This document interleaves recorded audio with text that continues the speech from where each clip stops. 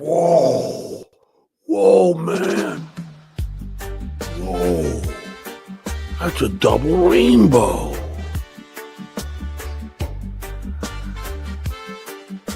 Oh.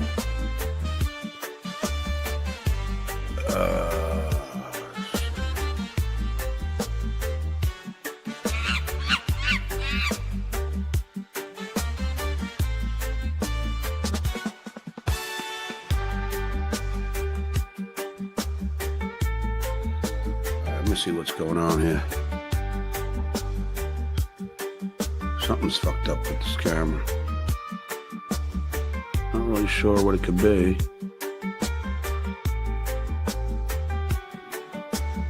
There we go. Something got mucked up on my camera. You gotta love the... I don't know what the fuck that was, but that was fucking odd.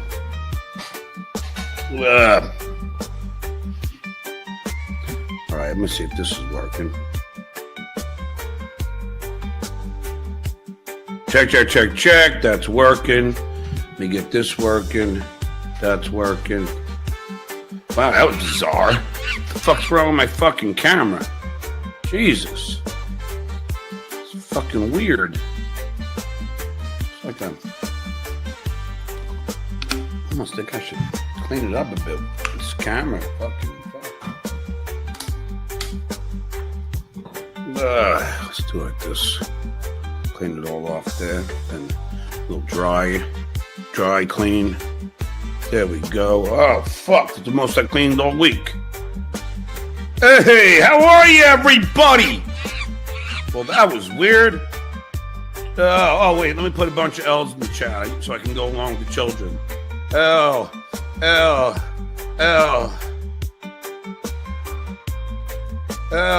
There you go. Look at all those L's. I love that we're all spreading love in my chat.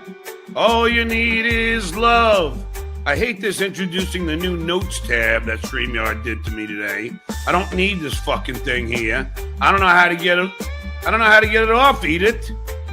How do I get this fucking thing off? I don't want it. Fucking get rid of it. I don't want it. Fuck. It's just fucking... I hate when these companies do this to just add something that you don't want and you can't get rid of it. Who are these people? Fucking hell. I don't want it. YouTube terms of service. I can't even get rid of it. Just for all you people at home, there's this like purple strip going across the top of the screen of StreamYard. And I don't want it there. Announcement, introducing the Notes tab. I don't want the fucking Notes tab. How do I get rid of this fucking thing? Layouts. Fucking hotkeys. Camera. Visual effects. Fuck me, man. What is this thing here? I don't want to leave studio. Fuck it. Fucking Notes tab. I don't fucking know.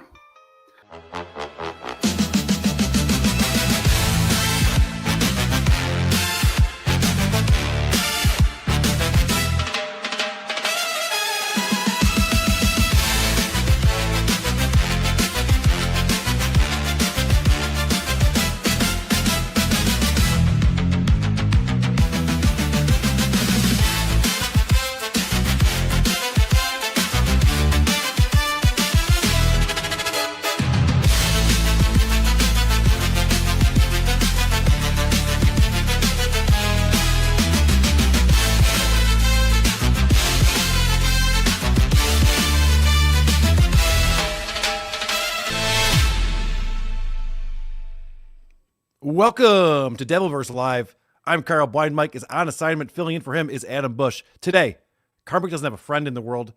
Chad Zumock goes on an N-word bender and loses his Patreon again. Stuttering John gets clowned by Bob Levy, pretends we didn't notice. Kevin Brennan shows the DMs where John is threatening him. Ethan Ralph is arrested, and you'd think Mersh just won the Powerball. Opie might be lonelier than Karmic. Yesterday was Eric the Actor's birthday, all that and more. But first, the way we start off this show is with banter. Talk! Do you banter at me? Do you banter at me?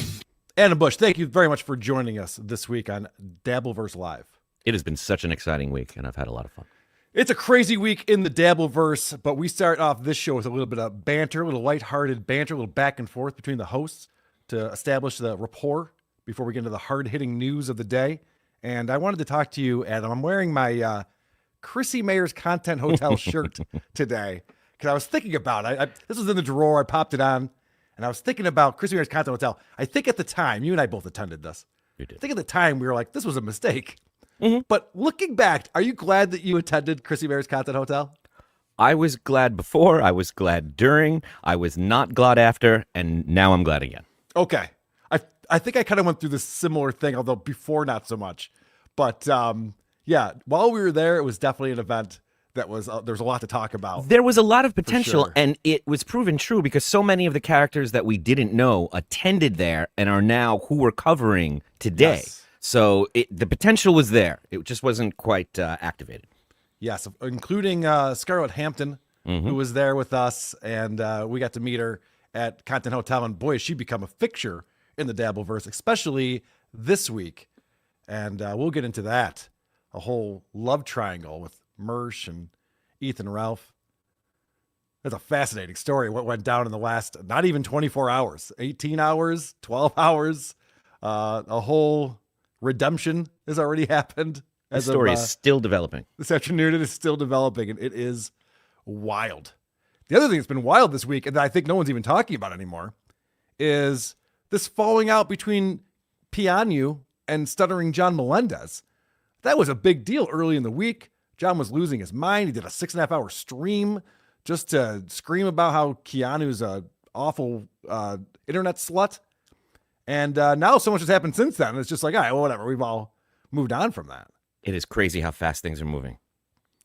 And I wonder if this latest fallout from John Melendez with Keanu, will anyone look at that and just be like, I probably shouldn't partner with this guy? It's not going to end well. Because, especially a woman, because not only does John have these different partners over the years that end up despising him and wanting nothing to do with him, but he's also just so nasty to them after the fact. He will be so lovey-dovey with Keanu for months. And then as soon as Keanu's like, yeah, he wanted me to get in his car and I think he was drunk and I was uncomfortable with that. John's just calling her every name he can think of. Yeah, there's not an option available for her to be uncomfortable around him. He won't allow it. Right. And so then Ashley Cummings may be watching. She's sometimes in the chat. God bless you if you are. Ashley Cummings comes crawling right back to John's like, did you not see what just happened? I know you don't like Keanu, but that's John that you're now working with. He'll do the same thing to you again. Well, it was amazing to see a reason John finally had to apologize, which was, oh, you can do something for me. I'll quickly apologize, and then we can team up against her. Yeah, right. When it works for him. You know, I wonder the same thing with Aaron Imholt. Like anyone who would date that guy. When you see a person who talks about their exes the way that he does, he talks about, I mean, I saw him this week. We'll talk about more on This Little Piggy tomorrow, I'm sure. But he was talking all about cheating on his first wife and all the girls he was cheating with. And then he talks about April and says very defamatory things. Like her pussy smells. She's, you know, all these crazy things. I don't need to repeat it here. And then you got, of course, Nick Recada's wife, who recently showed back up on stream this week, which is interesting. And, you know, all the shit he's talking about her. So it's like, who would want to date this guy knowing that eventually he'll get angry at you and just give you very specific details about your sex life and also put you down? Who would want that? Yeah, and all the things he loved about you are now the reasons he knew he hated you. Right. So I do wonder about people's mentality because the internet lasts forever. Things you do on the internet will always be there. And I don't know how people have a short memory when it comes to guys like John Melendez treating people like shit and then going like, hey, I'm next up. My turn. $2 Dan. Hey, I can fill that slot. No problem at all. It's like, okay, well, good luck with that. Well, you know, John doesn't care about the future. He cares Right. about winning the present moment, and I think that's what those people are thinking of only. They're like, this will help me in what I'm trying to do. I will do that. I know it's going to end badly. We'll deal with that later. How many hosts have we seen John have that have no end game? They're like, I'm going to troll him. 3 years later, you're still a co-host. This isn't a troll. This is a job you're doing. 3 years later, Quadfather's leaving a voicemail like, hey, sorry about that. Could you give me one more chance? Like, I thought this whole thing was to troll the guy. You porn bomb him, and then you set him up with Tukey on your show, and you still want to be his buddy? Like, this is pathetic. What's going on? Yeah, providing lose sight. free labor for them and validating all of their worst instincts is not really much of a troll. No. I should mention, by the way, you want to participate in the show and support us, supertip.gg/WATP. And of course, the reason why we have that amazing system is because of our guest today. You know him. You feel okay with them. It's Moody, everybody. What's up, Moody? Hey guys, how's it going? Doing well. Good to see you. Thanks for hopping out with us today. Yeah, no worries at all. Following the Dabbleverse at all? A little bit. A little bit? Yeah, I thought this was a good opportunity for you and me to come on and redeem an interview with Mikey. But he's not around.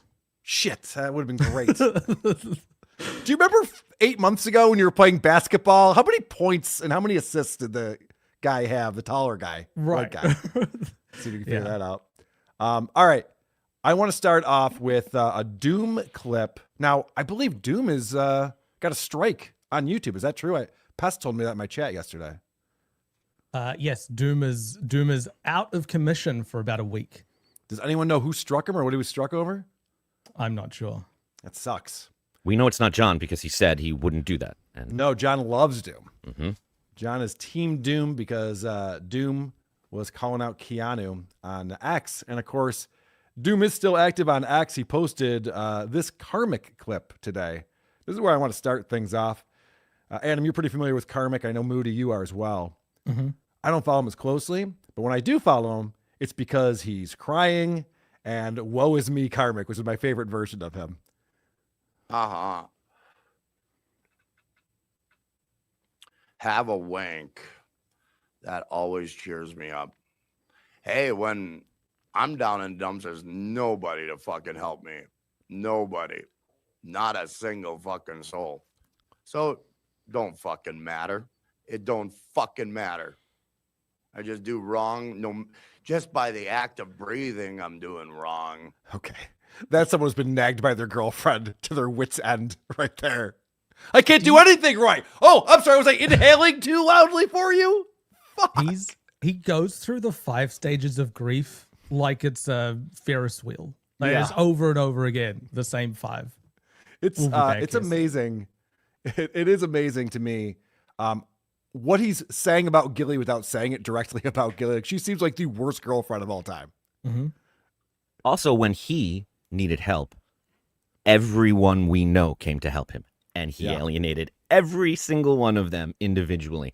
The whole universe felt bad for him and offered him so many opportunities and gigs, and he fucked up all of it. And now he's sitting here blaming all of us.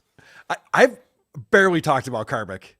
I'm sure I've mentioned some things here and there. He has talked so much shit about me. He's called me all sorts of names and stuff. It's just like, we could have been friends, buddy. What's going on? Me too. And he doesn't really know why. He has to come Yeah. up with reasons.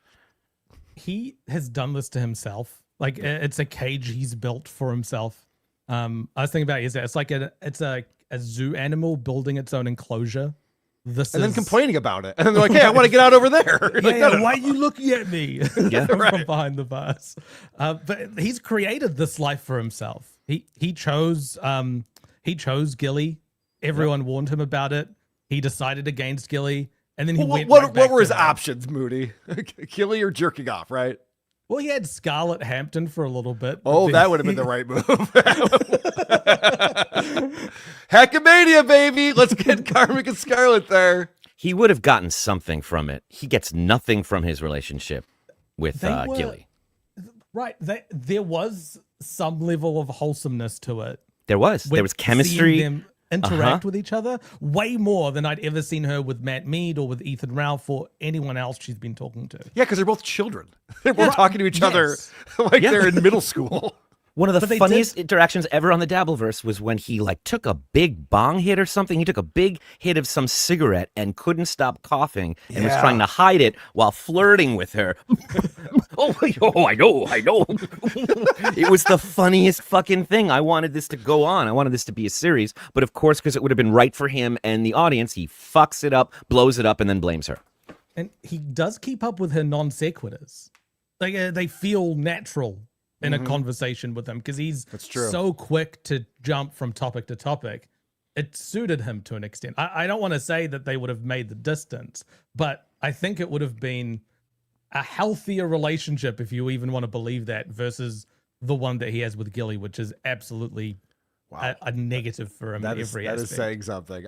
I believe everything that Scarlett touches turns to shit too, but maybe Sure, you're right about that. but he he definitely had lives better in chemistry shit. with her than he did with Donkey Lips. I'll Right. give you that. Well, you'd look at a guy like Karmic and be like, this is what he needs. He needs to get laid, have his heart broken, and become a man. And he's just avoiding all of that. It's something that happened in the Discord when he had a Discord for a short amount of time. I went in there and spoke with him because there was one of the question I was asking him is the women that he draws or that are in his AI videos are like voluptuous to a grotesque level. Like Yeah, they are weird. so big titted that they Yeah. have medical problems. Again, childish, right? Right. The bigger the tits, the better.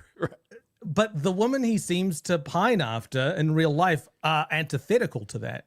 I mean, Gilly's not doesn't look like that. Tass, when he was going after her for a while, doesn't look like that. I'm not saying anything about women or judging them, but it's like they are a different category to the ones that he imagines. So it seems so strange for him to live between. Hold on, Moody. That's like asking an incel what their type is. Any girl who will talk to me is the answer to that. It's like, yeah, he probably has a type, but also there's like reality.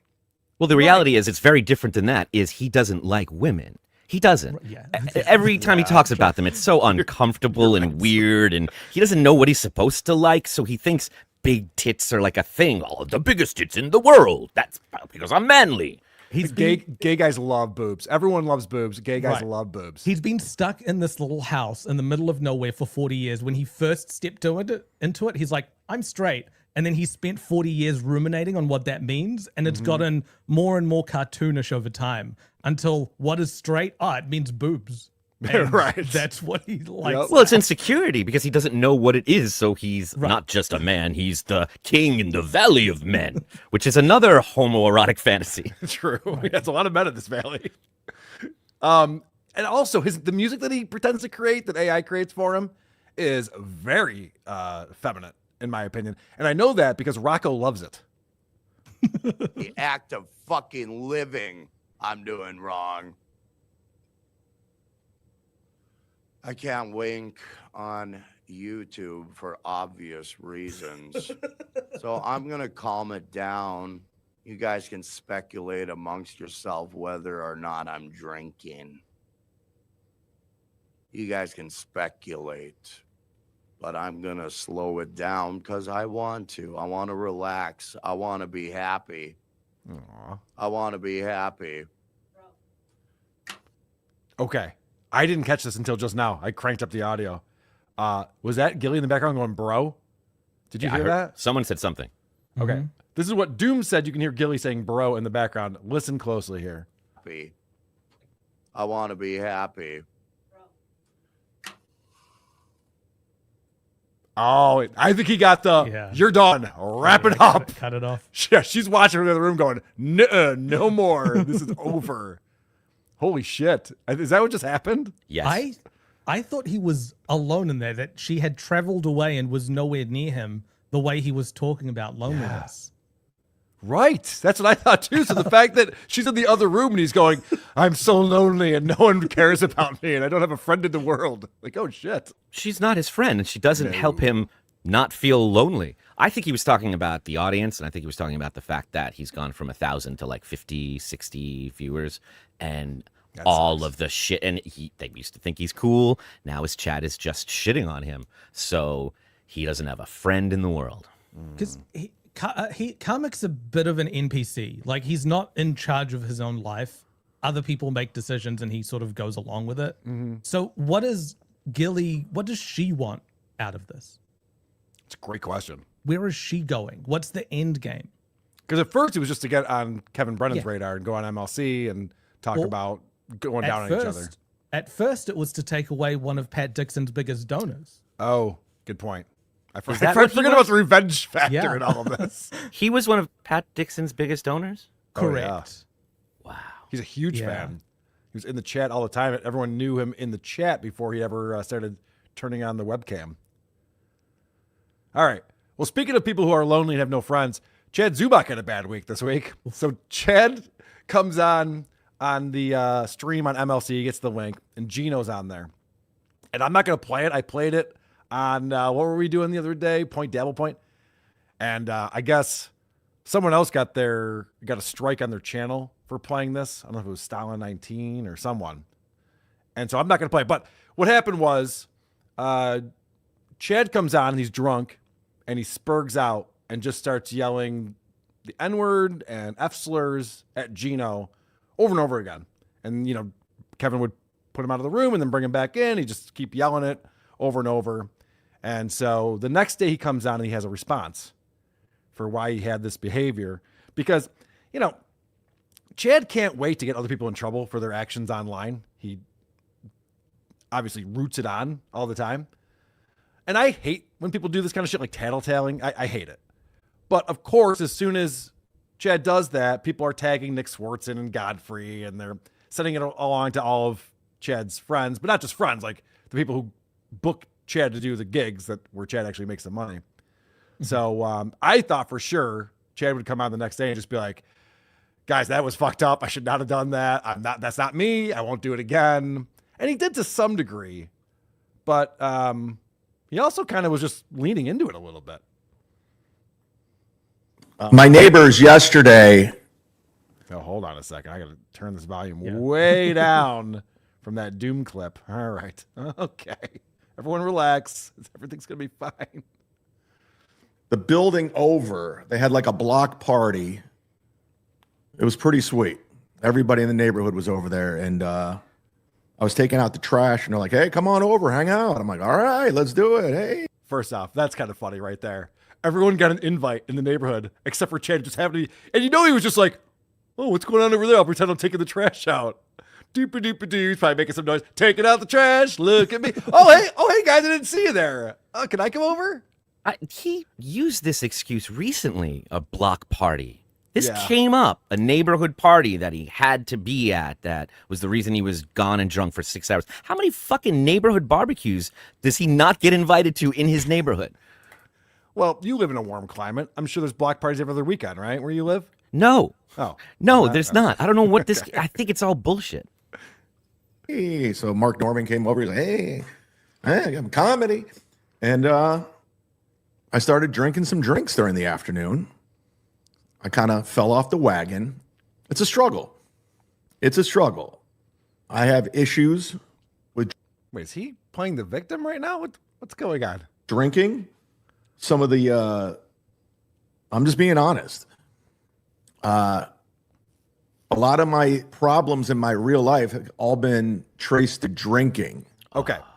Stealing vodka. I saw the video of that. I would say that's traced to drinking. Driving into that tree, the company car into the tree. I would say that's definitely traced to drinking. But I would say telling a woman to off herself over email all day long for hours on end probably has nothing to do with drinking. I would say that There were stealing three credit block cards. parties. There were 3 block parties. in Busch. Stealing credit cards in the morning from the gym and then just going out and shopping. To go buy alcohol. Well, that's true. He did always buy a vodka and go to Chili's. Chad's gonna be like, I went to Chili's once, Carl. I know. It's an exaggeration. I'm kidding. Okay. So you're right. There's some issues he's had with alcohol that led to some negative things. So I'm sure he's going to explain that this was all his fault and he knows better now. Everyone. And during that, I started saying some shit.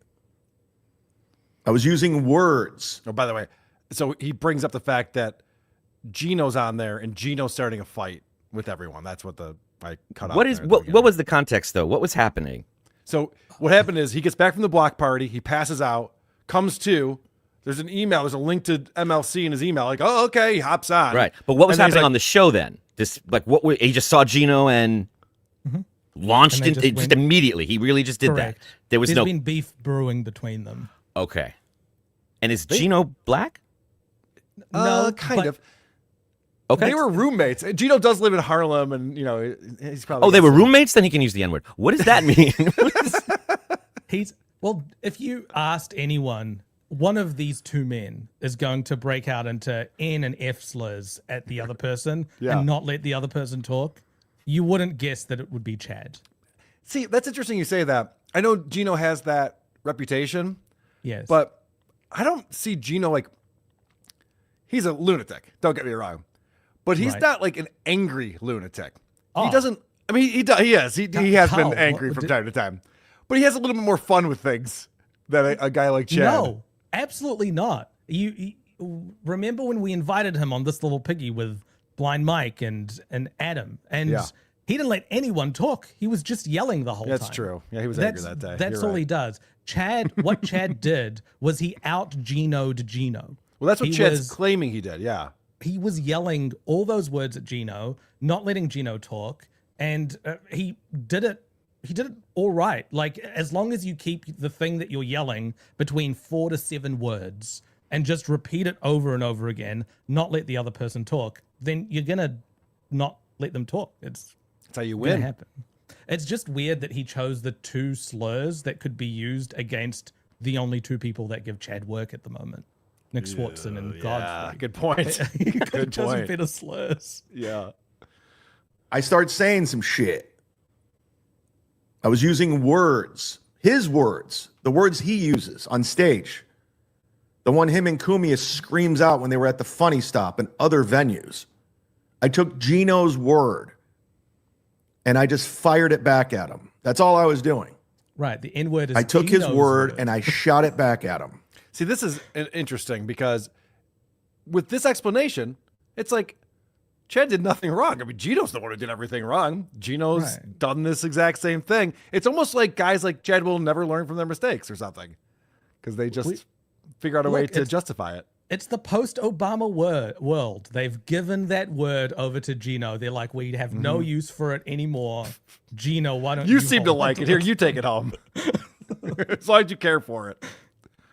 So then, unrelated, I believe, he lost his Patreon. This is the second Patreon that has been nuked. Oh, in this stream where he's talking, he starts to taunt the audience. He's like, everyone wants to cancel me. You can't cancel me. I Yeah. have nothing. I don't have a job. I don't have anything. He ends up getting a call from Sam Tripoli, and they cope with he each calls other. Sam Tripoli up. A masterclass from Sam Tripoli in talking with Chad and avoiding every attempt that Chad tries to make at hanging out with Sam. But Sam's telling him it's okay. You can't cancel the cancelable, like the one who's already canceled. Yep. This is not the worst thing that you've done, and Yikes. so he leaves pretty in high spirits after that. No pun intended. After Right. being told, look, you've done far worse. Don't feel bad. Yeah, exactly. So that was Dirty Jersey Rat clips. Thank you very much for that, Dirty Jersey Rat. Now, going over to Pest and a Pest clip. This is Chad after he lost his Patreon later in the week. This is Patreon's trust and safety team. Your Patreon features material that falls outside the bounds of our community guidelines has been removed. No warning, nothing. Just, we're going to take down the whole Patreon. We're not going to give you a warning. We're not going to give you a talking to. We're not going to give you a strike. We're just going to remove your whole Patreon. Just take it all away yet again. We're going to take down all your work, everything that you've built, and then all the money that we charge, we're going to just go ahead and refund it back to the people. So all the work you did is for nothing. We're just going to give their money back. So this is the part that really bothers him because he's got like 5 or 6 donors that give him $100 a month on there. And unfortunately for Chad, he decided like, hey, that'll be like my sponsor people. Give me $100 a month through Patreon. Probably should have just made it PayPal or Venmo or something. All of these platforms usually have terms and conditions that say that their terms and conditions apply to off-platform behavior true. as well. That's true. Patreon has canceled creators over things they've done on other social media. Right. So you should know. No, you should know about Well, it. okay. So is it your understanding that it was the N-word tirade that led to Patreon revoking this? I figure that someone would have sent, I don't know who, but someone would have sent the a letter to Patreon saying, here's an N-word tirade, here is him targeting someone, and like try to check off every box that's against the terms of service that they could with Chad. And I want to say that I don't like that this happened. I hate when people lose their Patreon and YouTube channels, and I hate all of this shit. I'm for absolute free speech. And Chad's a piece of shit, so it's hard to feel bad for him, but I don't want him to lose his Patreon. And I think it could be someone who's just like, fuck this guy, and sent Patreon the link to what happened with Gino. But he claims that there were a couple of videos that were marked in the note that he got saying that his account was nuked. And he ties this to someone specifically. There was nothing. But it's interesting, the 2 episodes that were in question featuring Stuttering John and Ava coverage. Interesting. And I'm getting many, many reports from many different people that Ava's going around threatening to take down my Patreon. Not just one person, not just like 4 different people told me this. 4 people that don't communicate with one another told me Ava's going around striking Patreon. She knows how to do it, and she's doing it.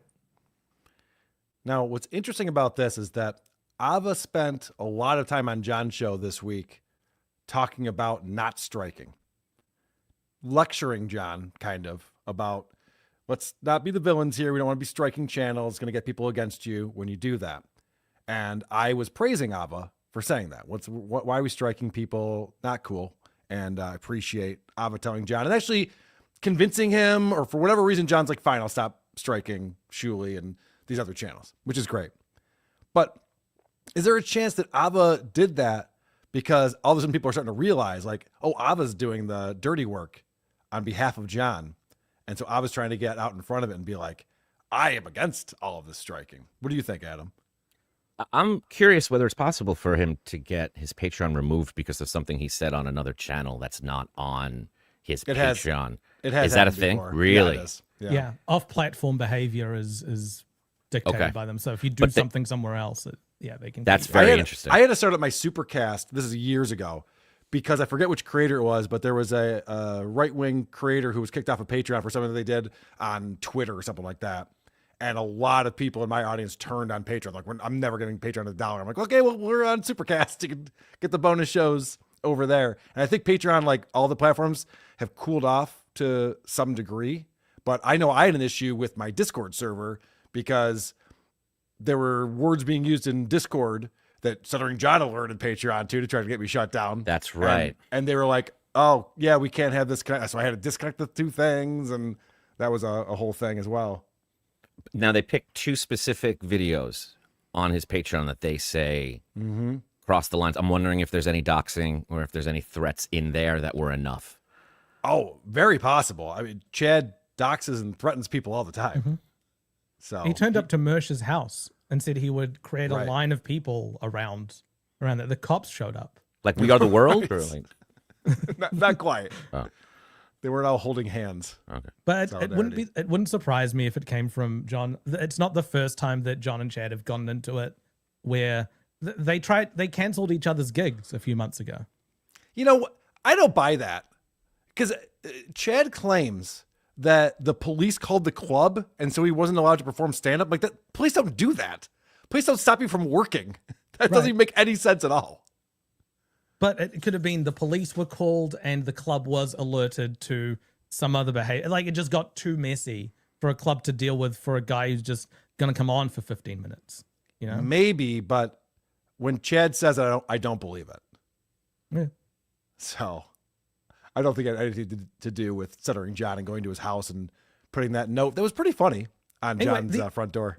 These people try to cancel each other. They are cry bullies that will try to stop each other's income streams at every chance they get. So it's no surprise that when Chad went on that tirade, he gave so many people ammunition to get so many things. Fucking canceled. block parties. God damn it. What day of the week was that, by the way? Was that Monday or was it Sunday?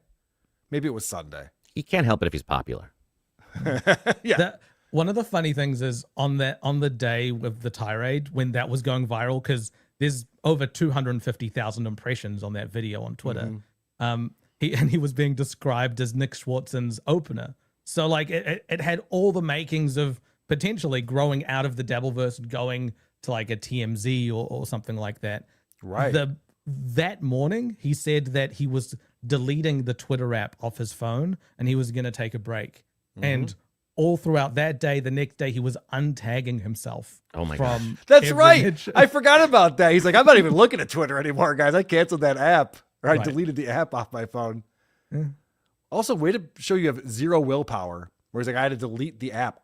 I go long stretches not looking at Twitter. It's not because I deleted the app. Yeah, it's because you're shadow banned and no one interacts with you there. Lady KB is in the chat. I believe, I am shadow banned. It's annoying.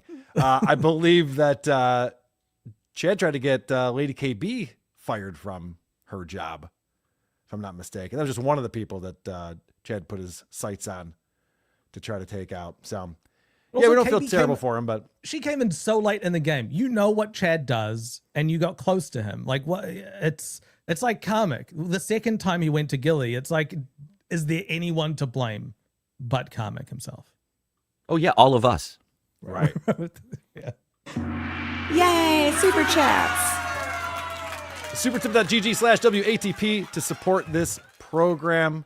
Oh my gosh. Hopefully we play the clip tomorrow on this little piggy, but Aaron's claiming that all of the shows that make fun of him beg for money more than he does, which is wild. Anonymous coming in, $10 says, regarding on how well John can gauge how drunk he is on the bonus, it's important to remember you're only drunk if you shit yourself. So you've only seen him drunk once. Good to know. I'm sober as a judge now. My pants are dry right now. Mike coming in. The enema should work, Carla. Thank you. Appreciate it. Mike again. Adam doing blind face. Never though I'd not see the day. There's a couple guys doing blind face today. I wasn't going to out them. Oh, this is my Chad Zumock impression. What are you talking about? What is he talking about? Daddy Poopy coming in. Kudos to Moody for being the super tip leader without spending a single penny. Adam, you can lose the sunglasses and hat. We know it's you, buddy. Carl, can you tell us about a semi-recent airport experience you faced? I heard it's a scathing indictment of air travel. TSA's gotten better. I'll be honest. Been better lately. Appreciate it. But going to Vegas next month, so I'm sure there'll be some stories. Silence Do Good coming in. Hey, Aaron, I'm happy to donate and support this show because they put out a good product that's funny and entertaining. Try it sometime. Thank you, Silence Do Good. The begging part's the best part of his show, and he hates it the most. He hates his entire show. I know. It's not good. Let's not get carried away. We've got a whole show tomorrow. There's so much that's happened. Juggernaut coming in. Adam nailed it. He shit on everyone that tried to help him individually. Am I next? I just wanted to go cruising for girlfriends. Oh, that guy with the fucking books behind him. What, does he read books or something? Got you good with that one. This is the level of Are we stupid. going to name this episode Two Garys, One Club? That's pretty funny. That's not bad. The level of stupid that he is he knows that he mispronounces those words and he knows that he doesn't know what they mean. He knows that, but he still wants to say them because it just sounds cool to him. Yep. I moved here from Canada and they think I'm slow. And Hey, what's up, Rocco? Good to see you, buddy. Scooter G coming in. I'm almost bankrupt. I'm almost bankrupt. I'm almost bankrupt. I'm almost bankrupt. I'm almost bankrupt. Wow. There is a usual suspects lineup of the bankrupt happening. Dude, Bob Levy coming into John's show and talking about how everyone's making tons of money off of him. That was so funny. Yeah. But you remember that we were friends and I was cool, right? You remember that? Nope. Carl with the C coming in. See you in Vegas at Hockamania, 28 days and counting. I cannot wait. It's going to be so much fun this year. I think it's going to probably bankrupt Melton, the expenses he has to incur, but Holy shit. It's in a much bigger venue. It's going to be awesome. Yes. Putting on that event is not an easy task. Diana Sclan says, did Carla address reports that Cape Coral Man was kidnapped by dolphins, forced to design underwater city? So much weird crime happens in Cape Coral. I will not address that. I will not. Diz5. Best intro in the Dabbleverse, Reggae SJ is a hoot. I do like that one. Chad Zumock. When is this show going to have Cardiff and Tukey without Carl? Motherfucker. Is that what's going to happen? It's just going to be BTH. Mostrout says, this blind Busch, please go on NLO to talk Richard. Would love to. Yeah, Richard is prime for some Adam deconstruction. Jim Larison says, it is amazing watching some of the old Stern clips on YouTube and seeing how funny and somewhat charming Stuttering John was, and to see him turn into a hateable drunk troll who has zero redeeming qualities. He's fallen off, I would say. I saw a video of him this week from 2019. Someone posted in Dabblers Anonymous. Okay. He didn't speak the way he speaks now. It was so clear. He sounded like a normal guy. He's slowed down so much. The only thing I like about it is when I'm clipping his show, I can watch it at 2x speed and it sounds normal. Right. So I can get through it a little quicker. But yeah, he is so slow now. He didn't have that Tom Waits garble at all. It was smooth. Yeah, it was. I was surprised. It was like he was out of character.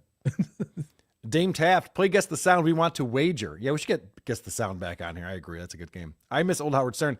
Keanu laughing at the possibility of Stuttering John thinking he had a chance bothered him more than the DWI or making her uncomfortable allegations. Yeah, that was not what he wanted to hear. Chad Zumock. Chad went after the fair maiden lady, KB. He did. Lever Mystic. What about throwing up for counting for drunk? What about throwing up counting for drunk? I got it. I would think so. Gino seems to do that at a lot of events. People said I was doing that at Rodney's. You were carried out of the bathroom. I was carried out of the bathroom by Poker Mike, I heard. Yeah, in between cheating on your wife with Lucy typos. with a trans. Yeah. While recording that guy falling down the steps at the same time. Yep, I had that too. Avariza is here with $10. The idea that I even know that idiot has a Patreon is hilarious, provides no evidence. Gino or Kumia had those fight vids taken down because of his responses to certain questions and floated Ava conspiracy. All right. Ava, I believe you. I was just throwing it out there as a discussion topic since Chad pointed you out specifically and accused you of doing that. I appreciate your stance on striking, though, Ava. Thank you. Manigan 2025, forming a new band, 2 non-blinds. That's not bad. Not bad. All right. Next topic of discussion. Let's get into Stuttering John stuff.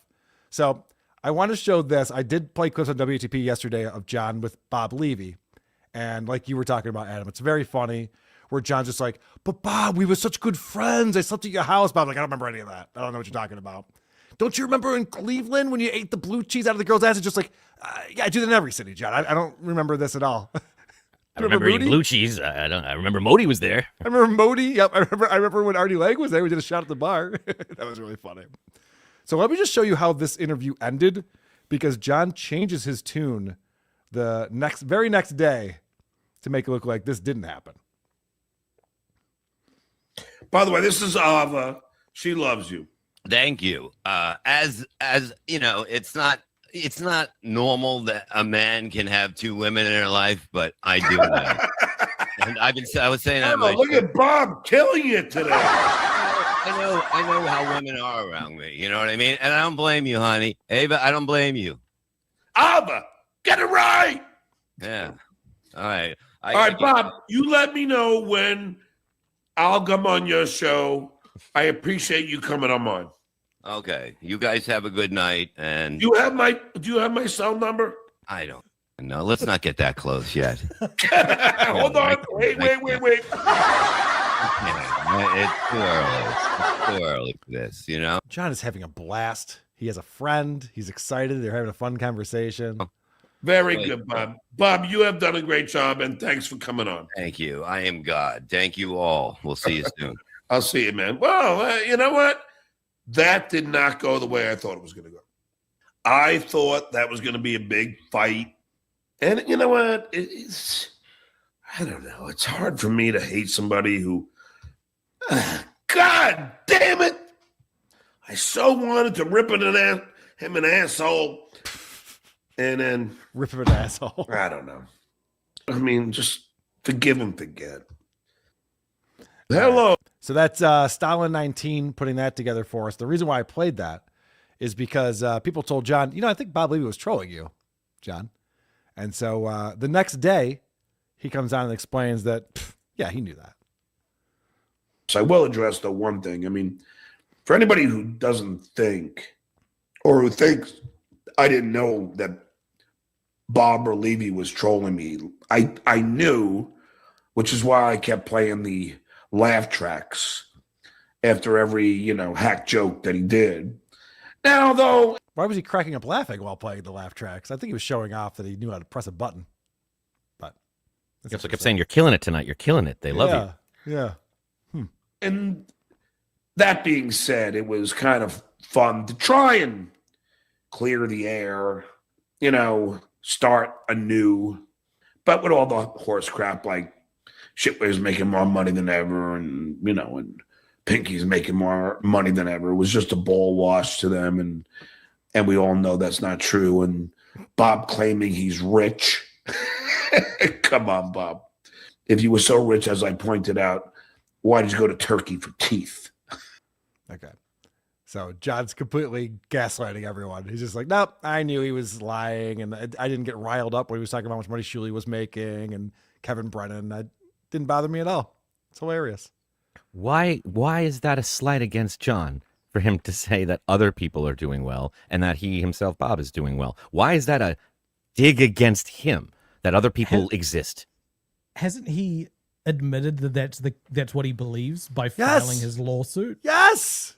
Because he saying thinks we that made they're enriching themselves. $300,000 off of DabbleCon 2 and Dabble House. That's what they said, that we estimate this to be $300,000. And then he sits there and he just goes, Bob acts like people are making money off of me. I mean, come on. What are they talking about? He filed a giant lawsuit that says, you damaged me. And then when people ask him about it, he's like, I don't care. You think I care? Right. All right. So later on in this episode, $2 Dan from Nice Podcast Stupid joins the show. And I guess Dan is now the Wednesday regular, the co-host that will be on John's show. See, but that's why you do this contrarian stuff. Like it's a solid strategic move from Dan.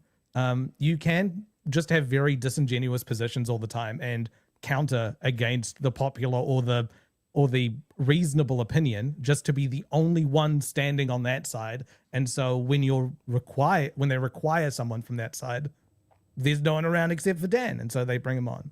Correct. So that's Dan, what's happening. Dan has set himself up to be in this position.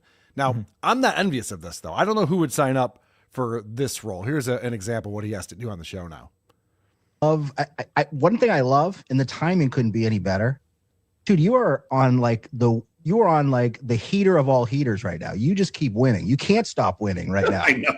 So I'm like, I don't want to jinx it, but I'm happy to be part of it, man. I'll hopefully keep the winning going. Isn't it amazing, Dan? Like if you think about it, like it's just been like a whirlwind. Like every time people try and I make it a loss for me, I end up turning it on them and make it a loss for them, and I love it.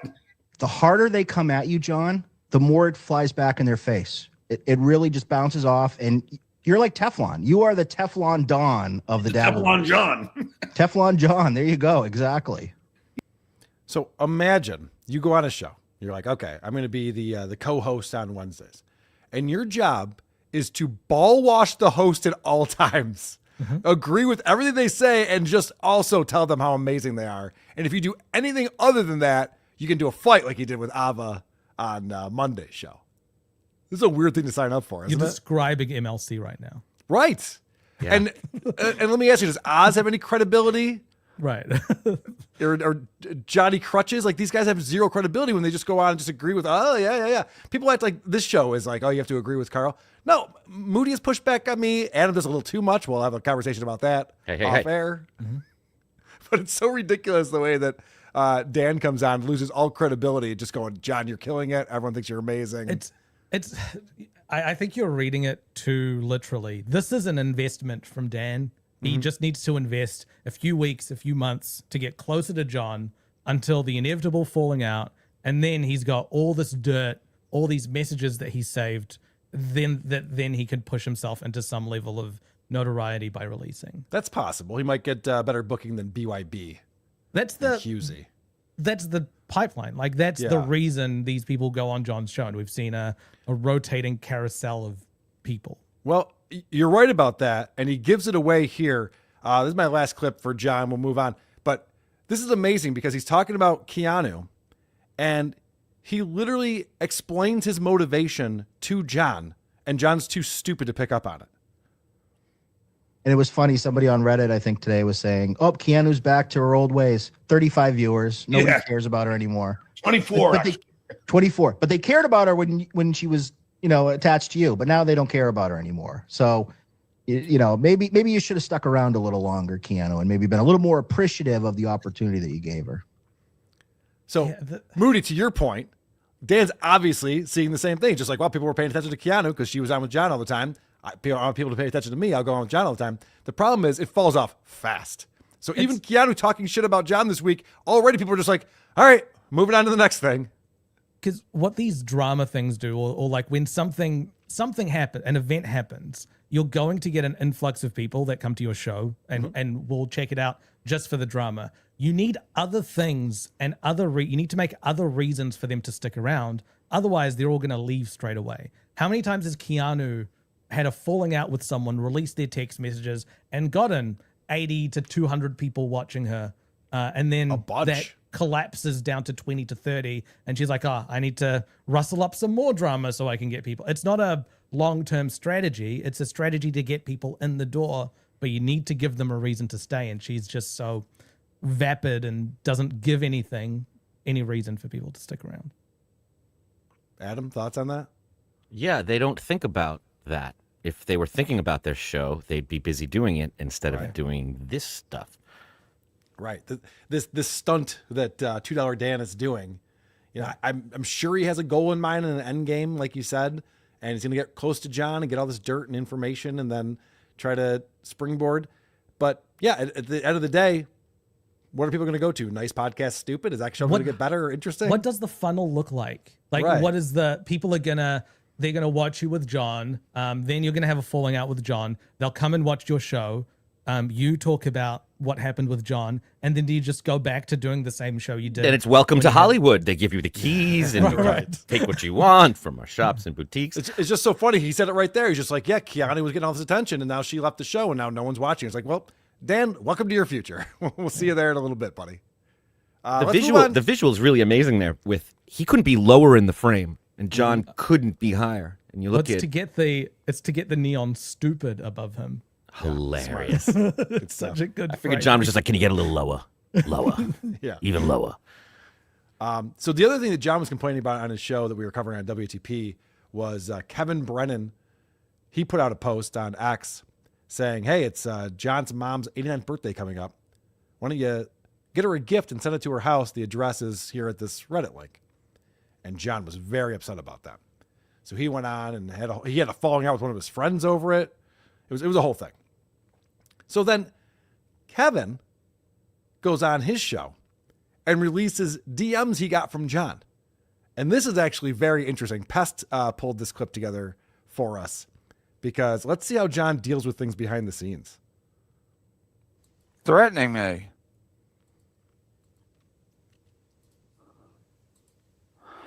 I'm calling the cops after your latest post. My brother will be paying you a visit. So listen to that. John sends him a DM or a text or something that says, I'm calling the cops after your latest post. So immediately like getting law enforcement involved in this stupid petty nonsense. And then my brother will be paying you a visit. John always does this. He always wants to get the law involved and also vigilantes. It's just like, all right, we're gonna rough you up and then we're gonna sue you. It's like, well, hold on a second. You gotta pick one thing or the other. You can't do both of those things. My response, ha ha ha, you fucking loser.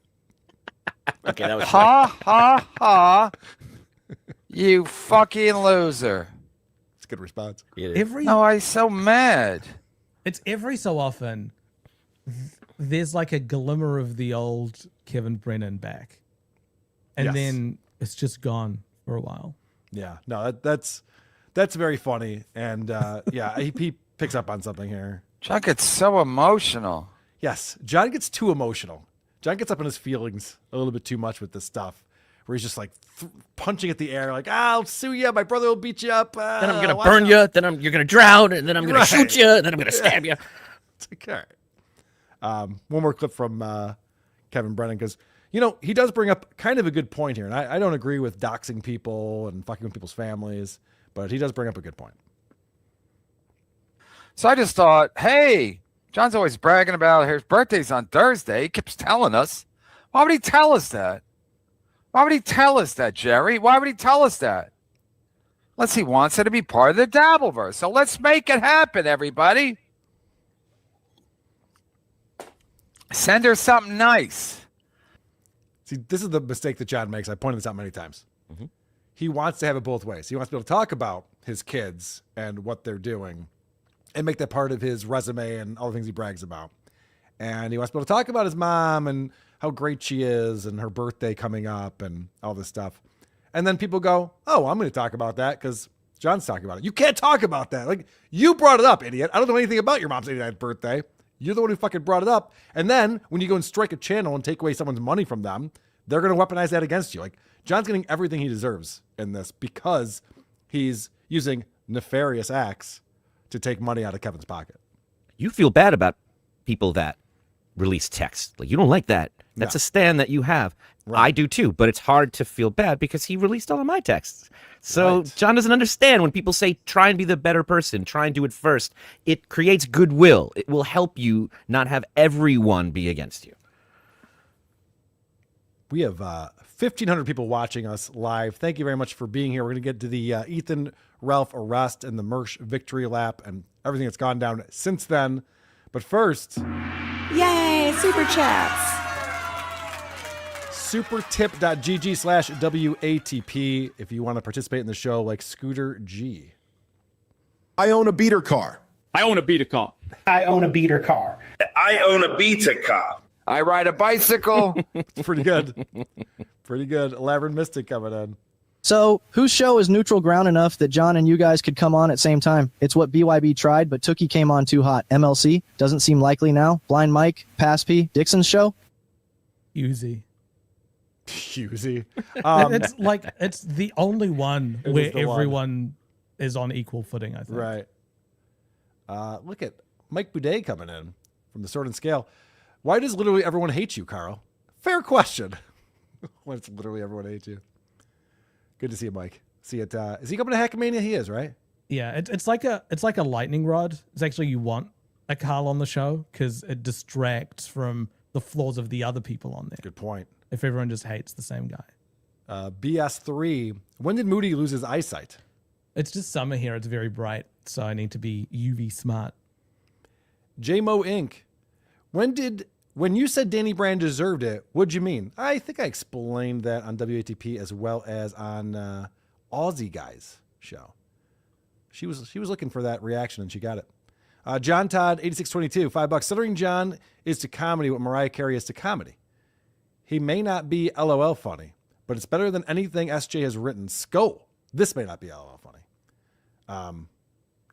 Mariah Carey used to have those voicemails. People could call her. Really? And she would like give them messages and stuff. They used to play on Howard Stern. She's a lunatic. 712 Colgate. Yeah. Isn't she she's too aware.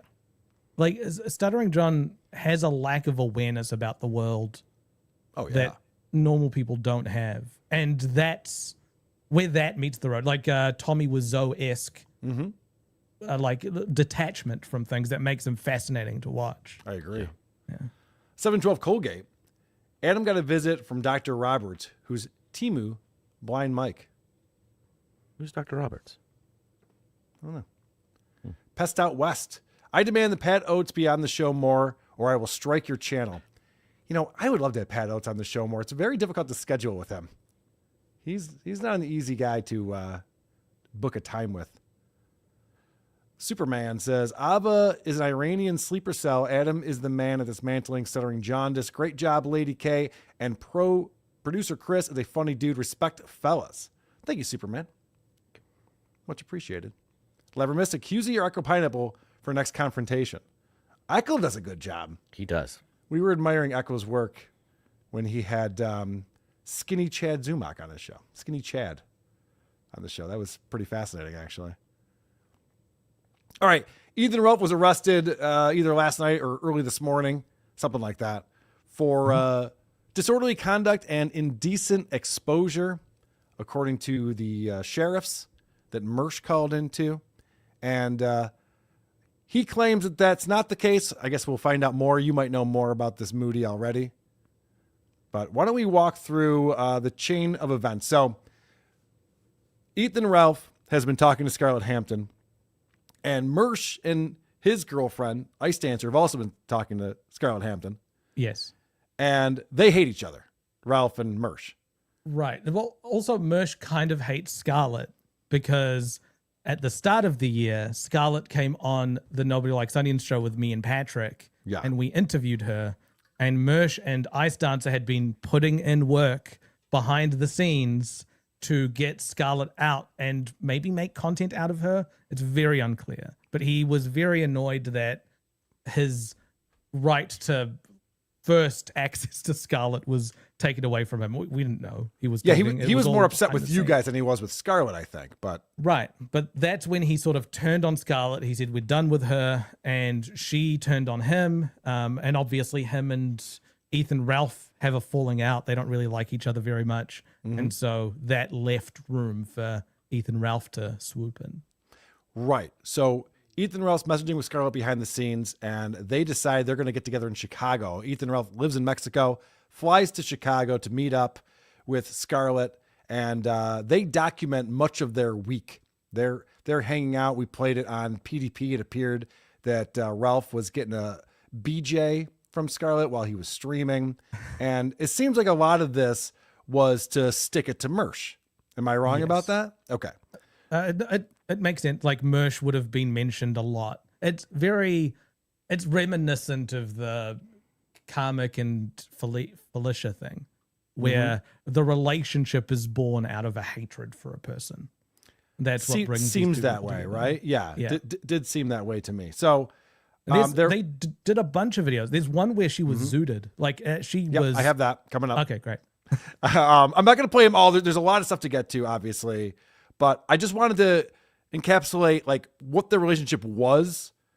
Tumultuous is a good word for it, because Scarlett, she's a wild card, and it can be tough to pin her down. And we saw this with Matt Mead, and it seems like both parties are at fault, but Scarlett's going to be hard to deal with regardless. And this is just a video that she posted. She was secretly recording their conversation. I'm not going to play the whole thing. It's 7 minutes long, but there's a portion of this I think kind of sums up what their relationship was like when they were together in Chicago. You're a dumb bitch, and you fucking streamed that shit earlier because you're a dumb bitch. And so, cool. I'm telling you, I'm gonna pick up this You're phone, great. and I'm gonna say, remove this dumb Yeah, I'm gonna bitch get from another my room in this hotel because I have I money don't to give a do fuck that. what you do. Because you just seem to want to pig on my fucking wallet.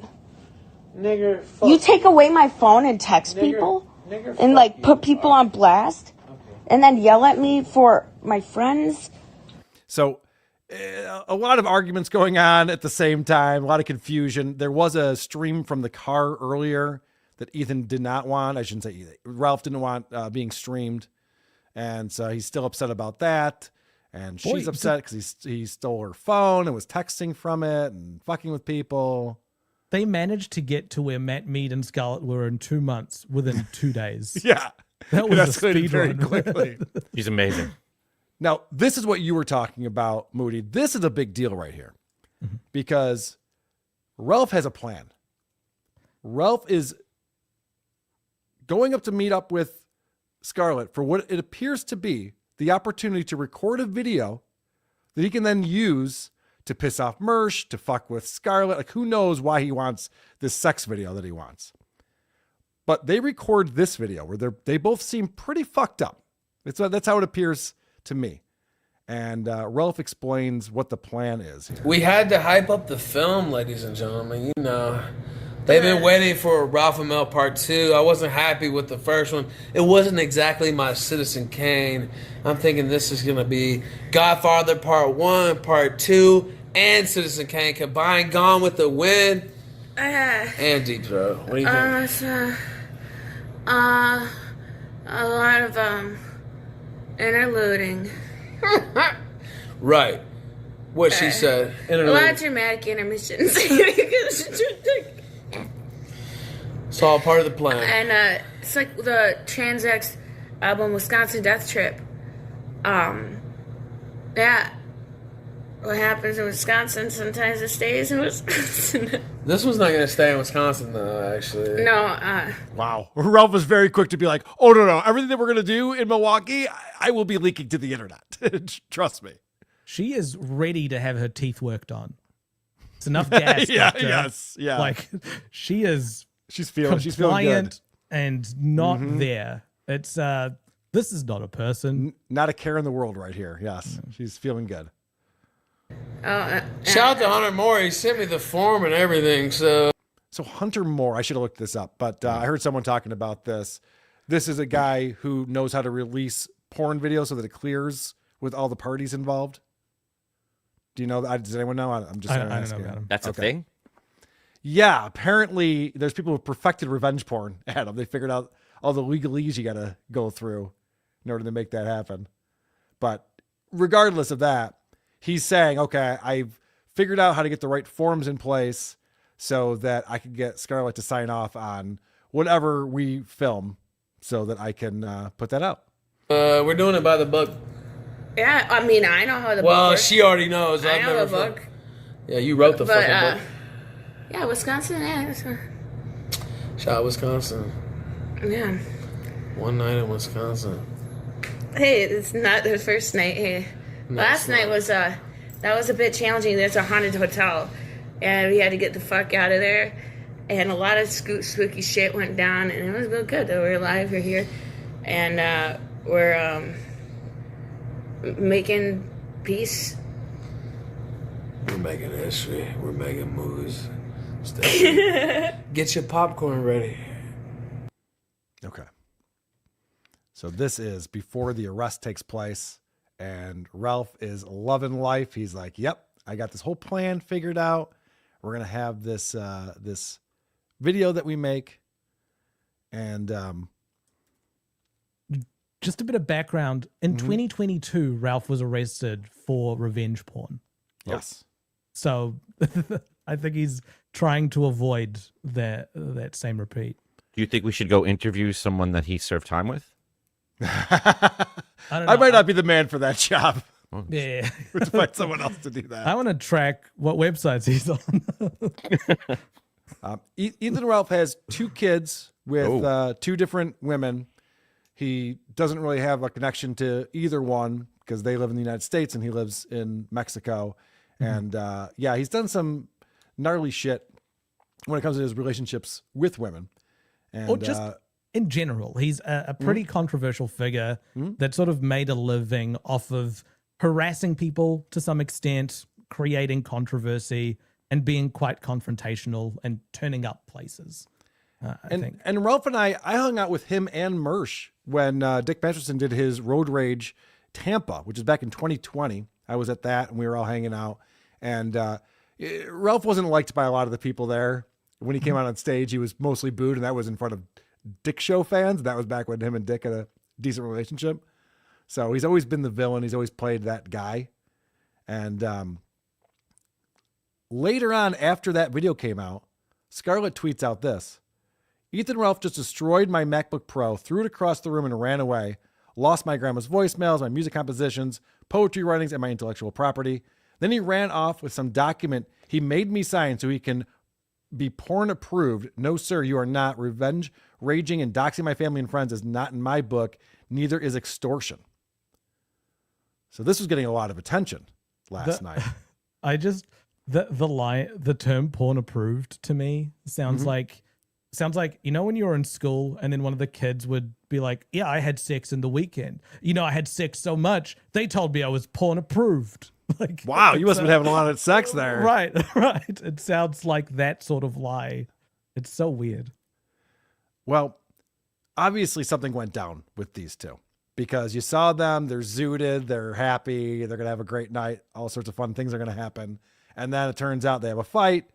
Ralph is chucking MacBook Pros around the room, runs off, not good. If only we knew someone who had 17,000 access to 17,000 more laptops. Mersh did make that joke. Yeah. I'll give Mersh the credit on that one. And so the news comes out, and I was asleep in bed when this happened, but the news came out that Ralph was arrested in Milwaukee. And it happens while Mersh is streaming. He sees that, holy shit, my enemy, my nemesis, has just been arrested. This is the greatest thing that's ever happened to me. And so Mersh does a 4-hour victory lap this morning on his Nightwave Radio stream. And I just have a couple of clips from that so you can get a sense of how excited he was. We're celebrating, folks. Ladies and gentlemen, if you're just tuning in, our best friend, Ethan Ralph, America's favorite rage pig, is currently in custody in the Milwaukee County Jail with charges of disorderly conduct and indecent exposure. Is that supposed to be sexy? Chap, piggy's in the chap. I'm the best piggy. Look at how fucking happy he is. Yeah. And I'm going to draw a couple parallels to Aaron Imholt. And we're going to make a few parallels to this. But it's just like... Get ready for Mersh to hate you more. I know. I'm going to say nice things about him too. He'll ignore that. But Mersh is so happy. He's feeling all of his feels. This is the greatest day of his life. He just won the Powerball, even though nothing in his life has changed at all. But the guy that he doesn't like had a bad thing happen to him and an embarrassing mugshot. And so this is a very exciting day for him. He's fucking dancing in his chair. They've been feuding for months. And there was like harassments and shots being fired behind the scenes. It was quite personal. I should mention something that's very important to the story is that Ralph's ex is now Mersh's current girlfriend. Yes. Yes. Ice Diver used to date Ralph and now went to Mersh. So that's another like important element to their hatred. That's what for this each other. seems to really be all about. They are in love with each other. Yes. It's a convoluted story to get into how Ice Dancer and Mersh ended up with each other. But yes, it does loop through Ethan Ralph. I have a strong feeling that if you went to Ethan Ralph and said, okay, listen, that girl Scarlett, she's going to be yours. You can fall in love, but you're never allowed to tell Mersh about it. And you're never allowed to tell the world. He wouldn't want to do it. Right. I don't think he agree has with you. any interest outside of telling people, look what I did. Mm-hmm. Piggy in the chat, can I get some oink oink oink? Oink oink, mother truckers. Oink oink. Oink oink. Oink oink oink oink. I wish I had something in my life that I could be this happy about. I know. You know what I mean? Like I'm not that emotionally invested in anything that's going on, especially on the internet. Where if something happened to someone, I'd be like dancing on the stream, like, "Wow, look at me! I'm the victor in this." Like, I know I want to say that, but there's that part of me that knows if Stuttering John got arrested for indecent exposure, I would be on an emergency show. We would be looking at the mugshots. We wouldn't be dancing, but at some point you'd be able to pull a clip and go, "How dare you criticize that?" I know that. I wouldn't be dancing, and I'd actually be upset if he wasn't able to stream for a while. I'd be like, come on, John, you fucked up, man. Would you call it the best day of your life? No. Because that is... Definitely not. No, but I might buy a bunch of those like things that you blow in that don't make a sound and just go flip, like when John did when Shuey's channel got struck. Mm-hmm. Melton said, I didn't do this when Aaron went to jail. This is crass. Well, so Patrick's watching this live and messaging him, and he's going like, dude, you know, I have a guy that I was battling with. He went to jail, and I wasn't dancing around in my chair. You're you, and I'm me, buddy. Oink piggy, piggy, oink oink oink oink. I'm a pig. I don't know what fucking show you do, but this is how we do it over here, buddy. Piggy, oink oink oink oink. Best piggy in the town. Oink oink oink oink. Here's the thing, Melton. Piggy, oink oink. I must be doing something right. This is very funny. So also similar to Aaron Imholt, everything's a scoreboard with Mersh. So Mersh pulls up the Super Tip leaderboard webpage, supertip.gg/leaderboard. And he wants to show Patrick that like, no, I got this all figured out. This kind of blows up in his face a little bit. He has been working his way up that all-time leaderboard. He beat you recently. This is what this is all about, isn't it, Carl? He beat you on the all-time leaderboard. You're jealous. That's what it is. I bet you want to. I must be doing something right? I mean, got to be doing something right. You know, hey, look, I'm not going to deny, yeah, you're doing a lot better. He pulls this up because Melton's watching to be like, in your face, Melton. The number one is Nobody Likes Onions for both the 24-hour and the 7-day. Whoops. Oopsie. But a little look behind the scenes. Later this year, Mersh will make it to number 4 at his trajectory, but he's never entering the top 3. There is a large gulf between. Well, it's a silly thing to measure from my perspective because I don't have a daily stream where I'm begging for money from people. Mm-hmm. So that's not like my primary source of income. Is he also a loser that doesn't have any friends, Carl? He certainly is. No, we do our little thing over here. I don't think we're doing too bad of a job lately.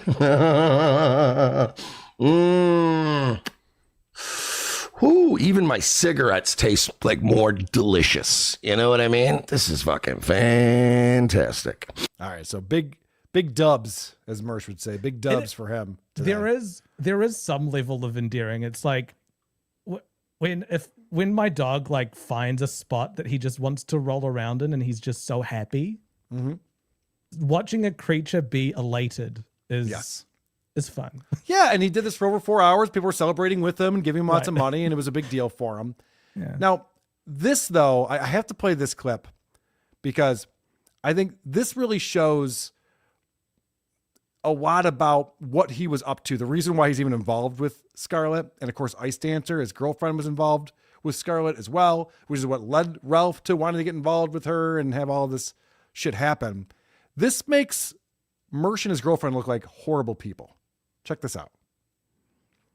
She fucking warned you. I'm telling you this right now, Scarlett, whether you like it or not, you fucked up because Ice Dancer was literally the best friend you've ever had. All right, so listen to that. His girlfriend was the best friend Scarlett Hampton has ever had. Ice Dancer was legitimately your biggest advocate. She genuinely cared about you, and she really wanted you to get away from Matt Mead, and she really saw you as like a friend. You guys were talking all the time. She would literally go like, oh, I talked to Scarlett today. And I'd be like, I don't care. I don't care about this. Like, she's so annoying. And like, I was the one that didn't like you. Ice Dancer really cared about you. And you fucked that up. And you spit in her fucking face. So now you got no one. Now you got no one. And she has no interest in helping you now, ever again. And for the record, I also told her that if she keeps being friends with you or whatever, I am drawing a line in the sand. I won't put up with it at this point. Oh, Scarlett really missed out on wonderful people. That's too bad. She really probably kicking herself on this one. This is classic Mersh MO. Yeah. This is how he feuds with people. He will message someone, get in touch with them, give them a warning about a particular person or a thing that they're doing. That person either listens to them and then whatever Mersh's agenda is gets furthered against that person that he was warning about, or that person doesn't listen to him, and then Mersh will revel in anything that comes out after that. So one of the fallings out that caused Ralph and Mersh to fall apart is Mersh warned Ethan Ralph against Ice Dancer. He said she's a clout chaser, she's coming in to use you. Then they met up with each other and he's like, I hate that. Like, you guys aren't listening to me. And then she ended up with it. Like, it's such a convoluted web of warnings against each other. It's hilarious to me that he's trying to use this against Scarlett. Like, Scarlett's supposed to feel bad about hooking up with Ralph because now I'm taking your best friend away from you. You know, you did a thing that I didn't like, and guess what I'm taking from you? Your best friend. And if she tries to be your friend again, I will dump her. Yeah, but Ice Dancer might have been trying to look out for, like, there's a range, right? You could say Ice Dancer was truly trying to look out for Listen, Scarlett. I'm assuming Ice Dancer was. Listen to what Mersh is saying. You could he's say he's that not they were- allowing her to be friends with her anymore because Right. he's so butthurt that she fucked Ralph. Is there any other way to see this? Am I looking into it? It's gone beyond that. I think everyone's forgot. I think he will have forgotten the reason he hates Ethan. It's just they hate each other. Yeah. And that's the truth. And Well, Ralph it's was gonna trying to stay get, he was trying to stick it to Mersh, and now this is Mersh's chance to be like, aha, you got arrested, and I'm going to stick it to your girlfriend, Scarlett, on top of that.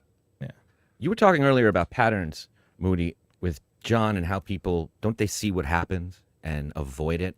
There's a very clear pattern.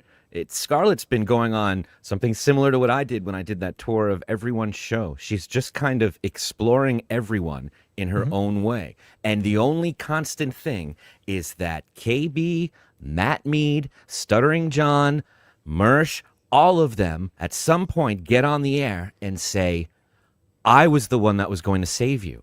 Why do you think they're going to save you? They're pieces of shit. I'm the one who was going to do it. And they never see that I don't know her very well, but I would imagine she's experienced in one thing, and that's men telling her that they're going to be the answer to all of her problems. And I think that's something she knows how to handle in her sleep, and they never see it coming. KB was whining like a child, throwing Stuttering John under the bus, going, you think he's going to help you? You think he's going to help you? And then, like a lawyer, this whole diatribe just trying to shoot him down because KB wanted that same thing. And now here it is. Yeah. I mean, I tried to an extent. It was all like you saw all my interactions with her live on the Nobody Likes Onions show, because you do. This was when she first broke off from Matt Mead, and she was publicly talking about him for the first time in this universe, at least. And yeah, you do want to help her, but after a certain point, when you get paragraphs and paragraphs of just drivel from her, you're like, you can't. Am I the only one who's not messaging Scarlett behind the scenes? What the fuck is going on here? Everyone has a relationship with this woman. Adam, I'm very interested in what your relationship is with Scarlett, because I just learned today that you've also been messaging with her. You actually reached out to try to get her on Dabbleverse Live today with us. Yeah, we've messaged a couple times since the Content House. And okay, so you met her at Chrissy Mayer's Content Hotel. Yeah. And you guys... She seems to know what she's doing. I think if you listen really closely, it's like the crazy homeless person where they're ranting and every fifth thing you're like, oh, wait, what was that? If you actually pay attention, she's getting digs out against people in her own way. And she seems to be a mirror where people can reflect whatever they want, and people can't seem to get over that, like, you're a porn star, we need to fuck, we need to film it, and I need to have pictures of you on my Instagram, and you need to be only mine. It's this reaction everyone seems to have to her that I think she's pretty used to and knows how to handle. There's that funny moment where, who was it? Was like fell asleep on the stream going like, Mommy, Scarlett, Mommy. Who was that? Oh, was that Karmic? Not Karmic. It was someone else. Yeah, you're And right. I remember that. Patrick walked off stream and she kept talking. Oh, yeah, she'll just go. But whoever that was, I remember they posted it on Reddit, and Scarlett replied under it. She was like, oh, man. Like, she's funny. Yeah. Right. She's used to that. So It's like you connected with her because of conversation with music her, then, right? It looks like Jesus, this. Look at that. Like that's how Yikes. she, like, it's just like you can't, it's like, okay. You can't engage with Oh, it was Ethan Ralph they're saying. It was Ethan Ralph that did that. Right. Oh, Yeah. was it Calling Ralph? out for That's her, right. yeah. That's right. I forgot about that. But Adam, I assume that you talked to her at Chrissy Mayer's thing because you guys are both musicians. You wanted to talk about producing her new album, probably? Well, I was going to, but she lost all of her musical compositions in that laptop. So there's nothing we can do. All right, you guys ready for the update from this afternoon? So late last night, early this morning, Ralph gets booked. He's arrested. He goes to jail. And Mersh is having his victory lap. And yay, I'm the winner. I'm victorious in all of this. Suck it. And then we see this from Scarlett, who says, to everyone's knowledge, which I don't think she means that, I did not get Ethan Ralph arrested in Milwaukee. I was personally informed by the Milwaukee Police Department he'd be given a courtesy ride to the airport. And I saw that and I went, oh, that's kind of wild, right? They're going to let him fly out of here because he's a flight risk for sure. And if you're going to drive him to the airport, he's going to leave the country and not have to face these charges, I would think. Well, then we get another update, and it's Ralph himself filming from Culver's. I'm out. I'm free. You see who I have here with me, Miss Scarlett Hampton.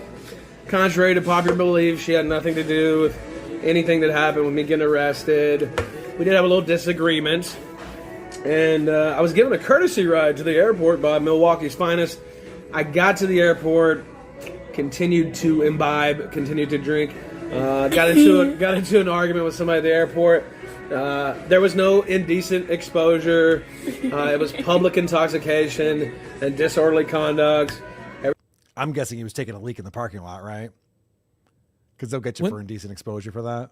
Is that indecent, or is public urination a misdemeanor itself? I went to a concert once and my friends got hit for indecent exposure because they were taking a leak in the woods. Everything's fine with Scarlett and I. I know some things are said on Twitter. Don't care. I'm out. I'm free as a bird. I'm supposed to come back, I think, in May. Free as a bird. I think I'm supposed to come back in May for... The charges are so minor. Public intox and disorderly. I could probably get a lawyer to show up where I don't even have to show up. But... So here's the question. Does this negate the W that Mersh was celebrating all morning? Is this a dagger to Mersh, or is it still the win? We're watching the Matt Mead relationship play out again. Yep. Just with higher stakes. Mm-hmm. They're back together again. This is wild, isn't it? Immediate. Like, what is going on? Like, you were hating each other, accusing each other of crimes. He destroyed her laptop with all of her grandma's whatevers. You know, I thought this was like a big deal for her. She's made it seem like it was very dramatic. And now all of a sudden it's just like, hey, look at us. We're having a cheeseburger. What? It's just, the valedictorian to Ethan Ralph porn pipeline is an insane journey to go on over a decade. We'll see. Maybe I'll have another excuse to visit Wisconsin besides the lovely Miss Hampton. Did you want to say anything here? We're about to have nice butter. Oh, yeah, that's right. I forgot we're at Culver's. Shout out to Ice Dancer. I heard you sending a lot of messages last night, sweetie. Well, fuck you. I didn't need a bail, actually. I like a double burger. Oh, this is interesting.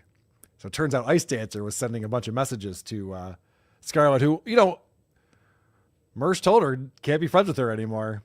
But it sounds like she was trying to help her out. That's right. I forgot we're at Culver's. Shout out to Ice Dancer. I heard you sending a lot of messages last night, sweetie. Well, fuck you. I didn't need a bail, actually. I like a double burger. I didn't need to post bail. Only had to wait 12 hours to sober up. So I heard you were encouraging her not to post my bail, but no bail needed, bitch. I'm free as a bird. Love it. I didn't bail you out. He probably would have bailed me out, but I didn't need that. So anyway, fuck you, bitch. Mersh. Cool, Fob. Nice lie you made up there, but yeah, I didn't pull out the Ralph hog at the airport. So. That's what you do when someone says, "Hold on, honey, I just want to shit talk my ex real fast." Hold on. You're right. Mersh. Cool, Fob. Nice lie you made up there, but yeah, I didn't pull out the Ralph hog at the airport. So.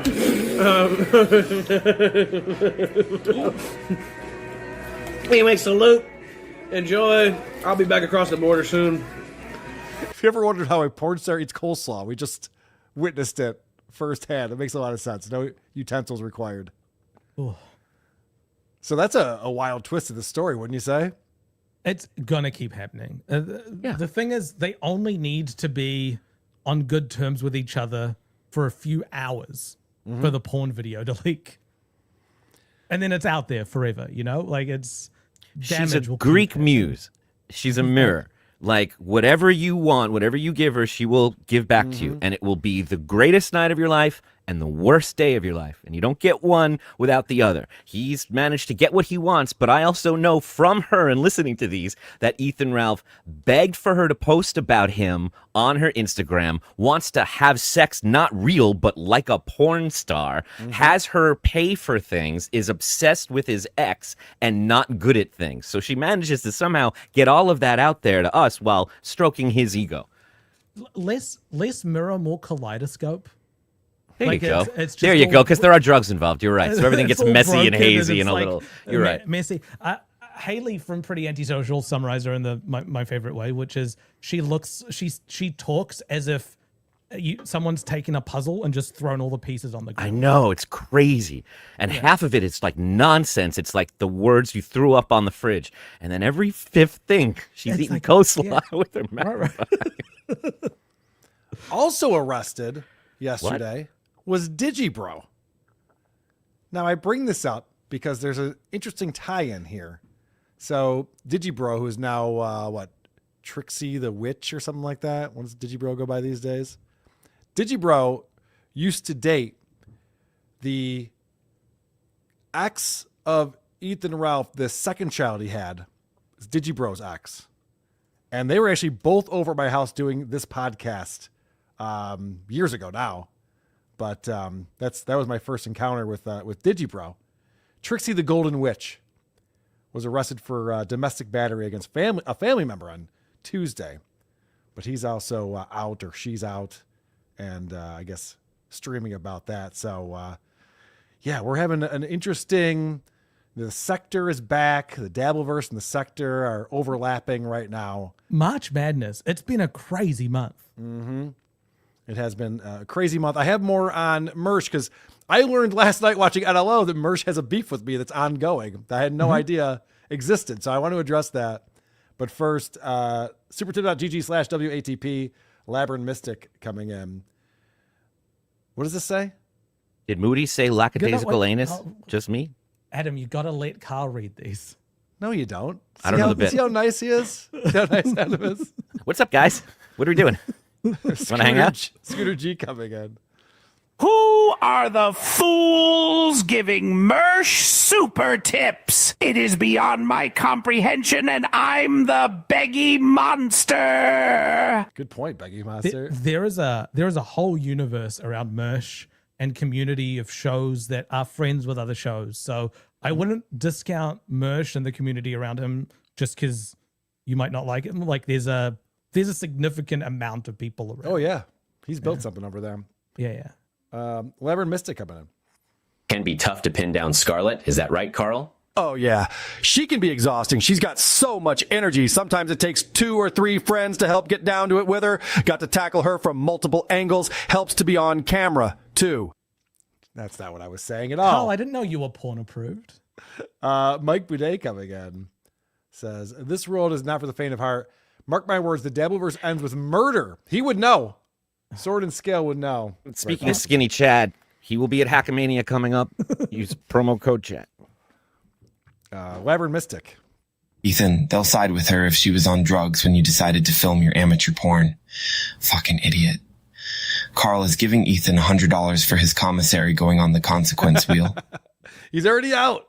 So I guess it's all good. Sword and Scale again.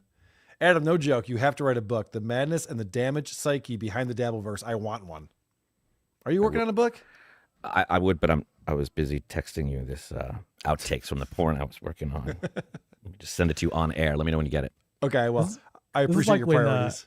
When Neil Strauss went to study mystery and then he ended up being one of the biggest players in the game. Mm-hmm. I'm like that guy who went to study the cannibals and then all the cannibals ate him. Right. Vinny Paulino is here. Tomorrow on the Creep Off bonus episode, The Baddest Man in Funk.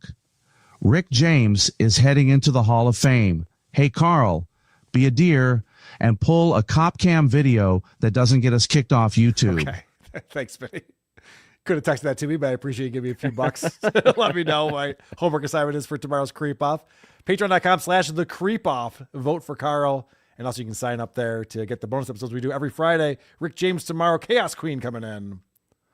Why you always pick on Moody? Is it because he's brown? Stepnephew. That is why. Very TJ. racist. Carl, open your mouth and get ready for this happy meal. Yes, Daddy. Wow.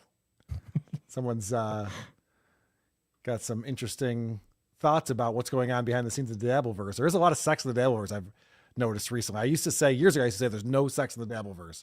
But lately, it's really ramped up. Labyrinth Mystic has just gifted 5 Who Are These Podcast memberships. Thank you, Aaron Messick. Continue to support this channel. We appreciate you. He is the EP of this channel this month. Count of 3, everybody OD. I just want to address the guy who said he saw the Stern clips plural, where John was funny and charming. Let my ass off. Please share that because I don't believe you. Yeah, guy. In comparison to what he is now, he used to be more charming. Look at the interviews that he was cast for, that Howard and them were using him for. His nervousness comes off charming. His anxiety. It works in that setting when he's asking the questions that other people wrote. He works, and only in that context. Taken out of that, in any form, it doesn't work. T.O. Hank, my man. Blind Mustafa. Anybody? No?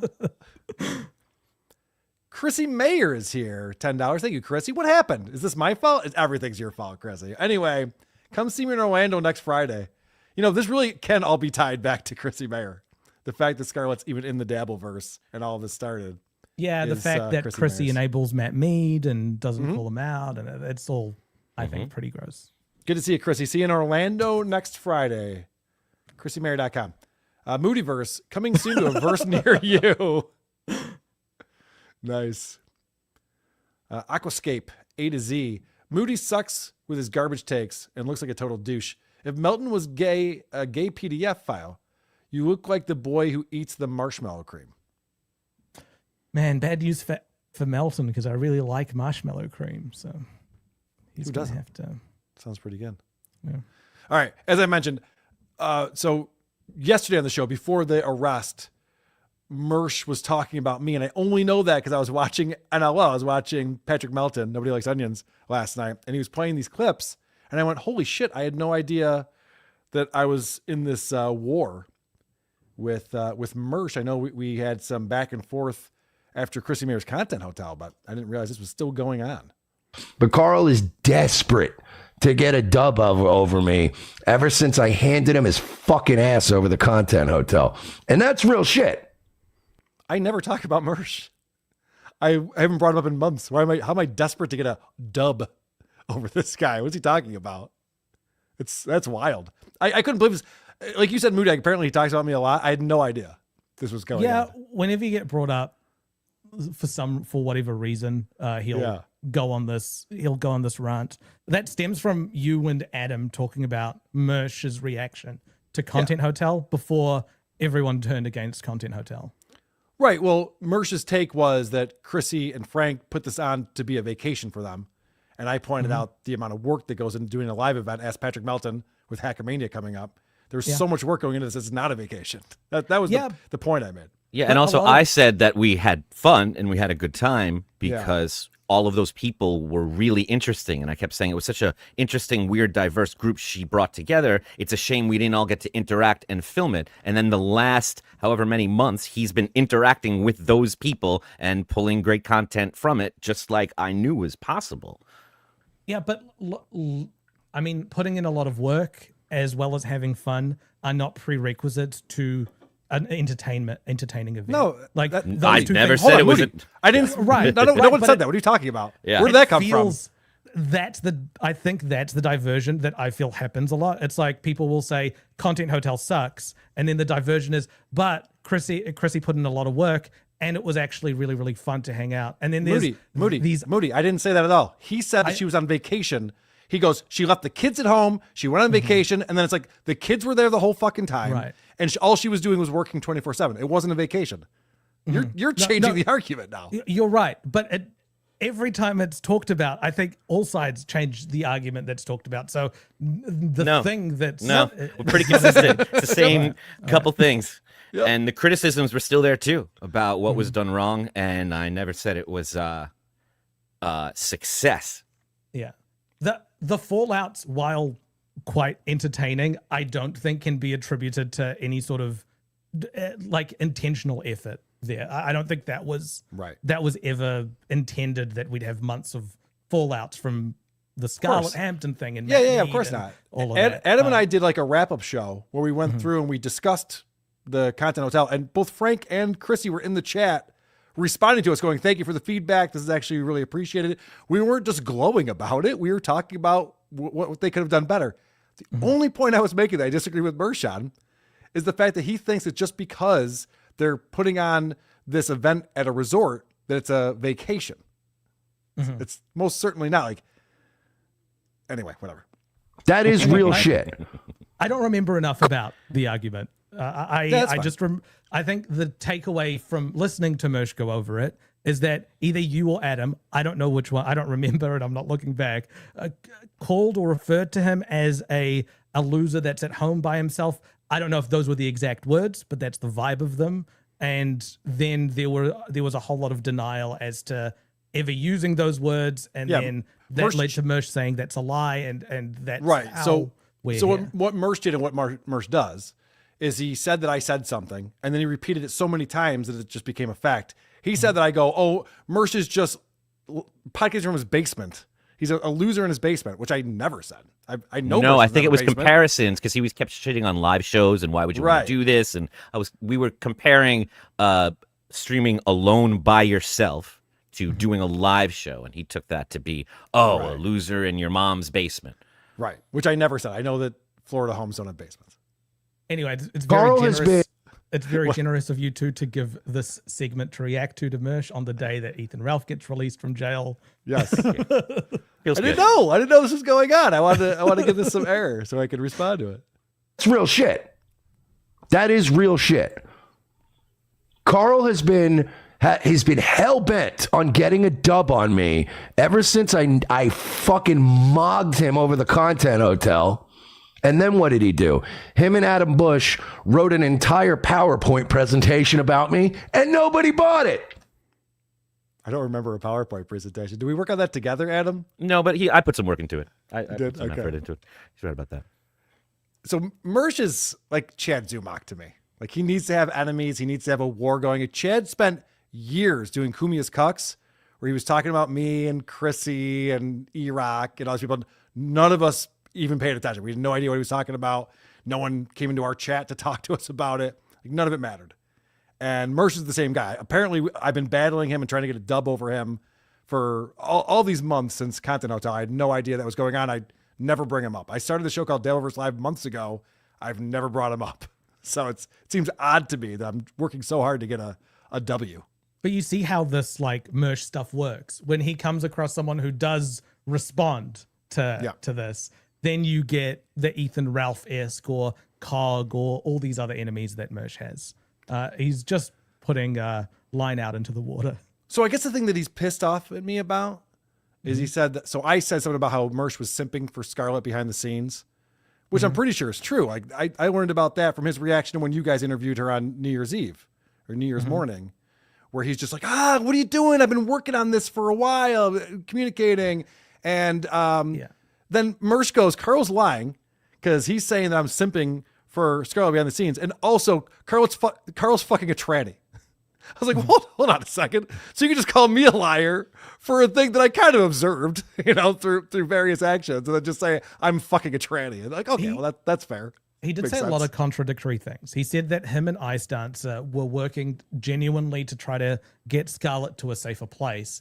And that he was going to have her on the show at some point, maybe. And he was annoyed that me and Patrick had her on the show first and blew that entire situation up for him, which to me feels like you're kind of using someone, like you're doing it, you're helping this person in order to farm them for content rather than to genuinely try to help them. But it's just, it all gets lost. Like, Mersh streams every day. So these narratives, like, what is it? It's like South Park and Simpsons trying to respond to each other. One Right. can do it in a week. The other takes months to hit back.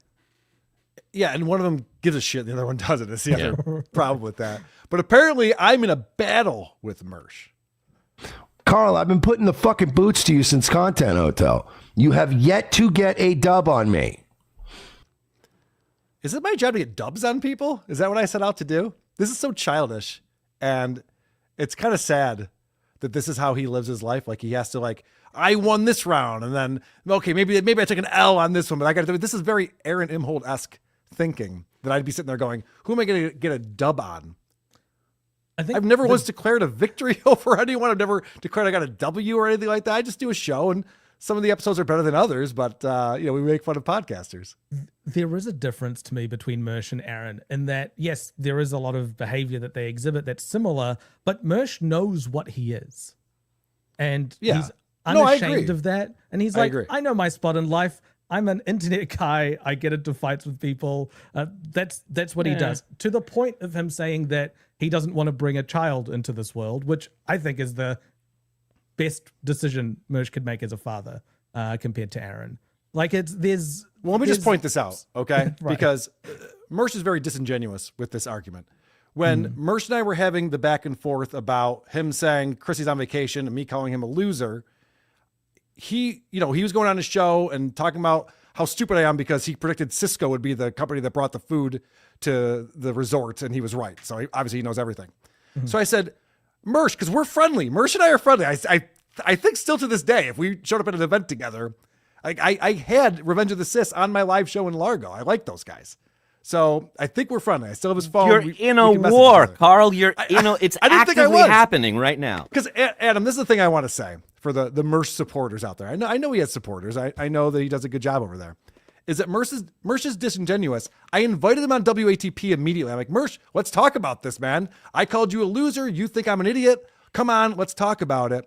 He ignored that, was in my chat during that episode, talking all sorts of shit, and has just sent everyone over to my show to go in the comments section and talk shit to me. It's like, oh, so you're just having people do this for you. You can't just be a man and come on the show and talk to me? I'm not even a confrontational guy. I don't know why I'm going on all these shows recently. It's not even fun for me. But I'm willing to talk to Mersh and explain what my point was. He can tell me what his point was. We can hash it out. Yeah, I was too, but he was scared. Yes, he was scared. He would not respond to that. Instead, he's a big, tough guy because he needs the drama. That's the other thing, too. It's such a weird way to live your life where it's like you have to be battling with people in order to have a show people are interested in. And therefore, it's like, no, I don't want to like settle things with Carl on his show. I want to say that Carl sucks and he's an idiot and we should all make fun of him some more. Would you go? Is that still open? Like, would you have him on a show and talk to him? Yeah, of course I would. Right. I like Mersh. Oh yeah. Yeah.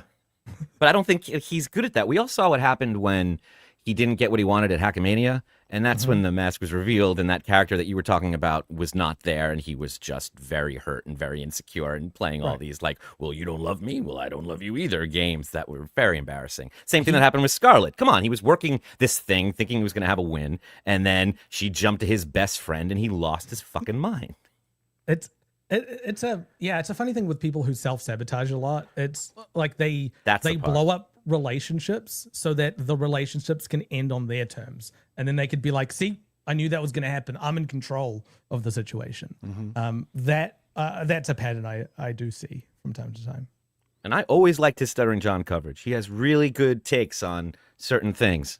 And I remember telling him that, and he was like, oh, okay, right, sure. Yeah, you're a fan. Okay, you like what I do. I'm sure that's possible.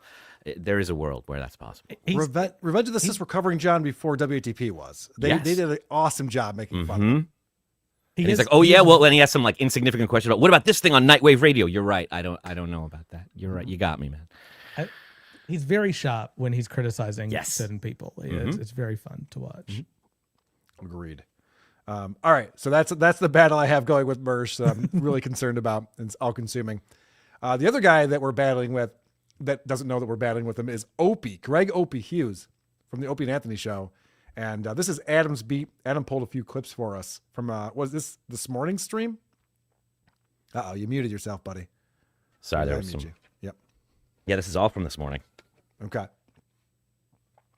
So Opie took the car into the mechanic, walked over to the diner there while he's waiting for his car. And Opie's a lonely guy. I'm going to throw it out there. I don't think Opie has a lot of friends. And I think that's why he has to stream and talk to each of the free chats one by one. But how do you want to set up this clip?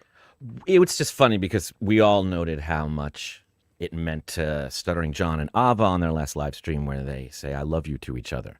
Yeah. It's very important to John. It's very vulnerable and revealing. And we were talking about how senior citizens have that relationship with people at the diner. You know, it's a big deal for them. They need that contact when that waiter isn't there. They're like, where are they? They keep this relationship going. So it was hilarious that the majority of Opie's show, after being gone for a couple days, is taken up by this topic. And it was a pleasure to be there yesterday for the first time. And like, oh my God, you need to order the hamburger, they told me. I'm like, well, all right, I'll have a hamburger because it was like 9:30 in the morning. That's good enough for me considering I get up at 4. So 9:30 is lunch for me. I go, all right, I'll have the hamburger then, Lolly. She goes, no, we don't make hamburgers until 11:30. I'm like, well, then why are you offering me the hamburger, Lol? By the end of my breakfast, I was calling her Lol.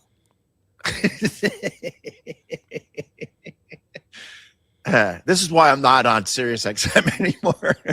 So you made a new friend, Grandpa. That's great. Yep. That's great. You'll have to introduce us to Lyle sometime. She sounds nice. I mean, this went on for like 45 minutes, an hour, talking about his relationship with Lolly. You'll never believe the rumors that go on at this diner. I've never seen Ron the waiter more bored. And I've seen him pretty bored before. He is checked out. I've seen this clip once of Robert Pattinson talking about this one time he had a stalker.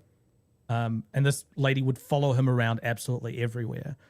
So one day he decided just to sit down with her at a diner, and he just told all of his problems to her. Like, he just spilled everything and just gave her all his attention. And then she just lost interest in him so quickly that she never turned up again. When I'm watching this from Opie, it seems like I'm on that. He's sitting at my table after I've seen him on Opie and Anthony, and he's saying, he's telling me about all the problems that he has in his life, and it's very much a don't meet your heroes sort of situation. Right. So you're saying there was a rattling on the undercarriage of the car. That's why you brought it to the mechanic? Okay, yeah. They're going to have it for a couple hours, you said? Okay, great. What's next? They're still dishing at this diner. And then Lolly's like, you know what I could do with $500? They're all talking about what they would do with $500 at Lolly's ride. This is what I do for fun. I talk to the locals. What would you do with a 27-inch walrus penis, though, Ron? Well, hold on a second. What do they do for fun? Because that's not going to be fun for them. They have to entertain Opie. All right, let's get into the funny anecdote he has here. Penis, though, Ron. You're a comedian. What would you do with it? Would you turn it into a towel rack? What would you do with it? Because you can't do much with it. Boy, has your star fallen. We're talking. What has happened to Opie Greg Hughes? Let's give him an update. He's hanging out with cocoon, blue-haired women and diners, talking about fucking penis. It's interesting that they're in the Hamptons. So I'm assuming this diner sees a lot of multimillionaires. And the conversation is, boy, what I could do with $500. How often do you think that someone's just like, honey, it's your lucky day. Here's $500. And they thought they were going to get that with Greg. And he's just like, yeah, I bet you can do a lot with $500. Anyway, how's that cheeseburger coming? You're right. You're absolutely right, because Ron is a waiter. Yep. So he knows this dynamic and this relationship very well. And do you remember in the last episode, we were looking at how Opie was just reveling in any chat that came in that was mean to Ron. We want less mean. Here's money to not have Ron. He would just laugh and put it up there. Check out this next clip. Oh, that's hilarious. Rottweiler looks like. Half the show is over. What show? I get it. You don't think this is a show. You're making believe this sucks. Shut up, you loser. Keep watching. Back to you, Ron. What were we talking about? Wow. He loves it when they're ribbing Ron a little bit, but someone tells Opie his show sucks. He gets very upset about it. He's got real filibuster energy. Like, it's just got to keep talking. Moody, that's a brilliant observation. He's always just trying to fill time. It's like an old radio DJ instinct that he has. He even once said when he was doing his radio show on Sirius, the afternoon show, he goes, we would go down on the sidewalk and do another hour together. It's like you had a conversation with your friends for a little while on the sidewalk. What do you mean do an hour? Like everything with him is just like filling time, which is not a good way to think about broadcasting or putting on a show. Yeah, his emphasis is on always talking, never stopping, and being on for early hours. He still thinks big radio is going to come in and sweep him back up from the minors. If you don't follow WATP, Opie said something we played on the show yesterday that was eye-opening. where Opie was talking about the reason why he cuts the show at the time he does. Because sometimes Ron the Weird will be mid-sentence. He's like, all right, Ron, we got to go. I got to go. And he close it up. Is because he wants to get his audio uploaded in time for people to be able to download it onto their phones and listen to it on their morning commute. He thinks he's still doing morning radio, which is wild. Thinks people still download podcasts? Yep. He thinks people, yeah. It just streamed on YouTube. It's still there, but they're going to like wait for is it in my podcast app yet? This is cosplaying. He is delusional. He has not processed that his dream job is gone. And he still is pretending that not only is he doing it, but that people are waiting for it like they did O&A in the morning, and that he's letting them down if he's not doing it. That is scary stuff. That is like in your basement doing the Rupert Pupkin show. Yes. By the way, I want to point out just to what Moody just said. Dabbleverse Live available anywhere you download podcasts. We get all of the episodes up. They're up by usually Thursday night, sometimes Friday morning. And you can listen to that on your commute into work. Dabbleverse Live. Check it out. Free to subscribe to. Now, as Opie has been talking about this diner for about an hour, he can't understand why the super chats aren't rolling in. Great. No money so far. Great. What? Great. No one gave us money while you were talking about your fucking Flo Dinah story? Yeah, it was awesome.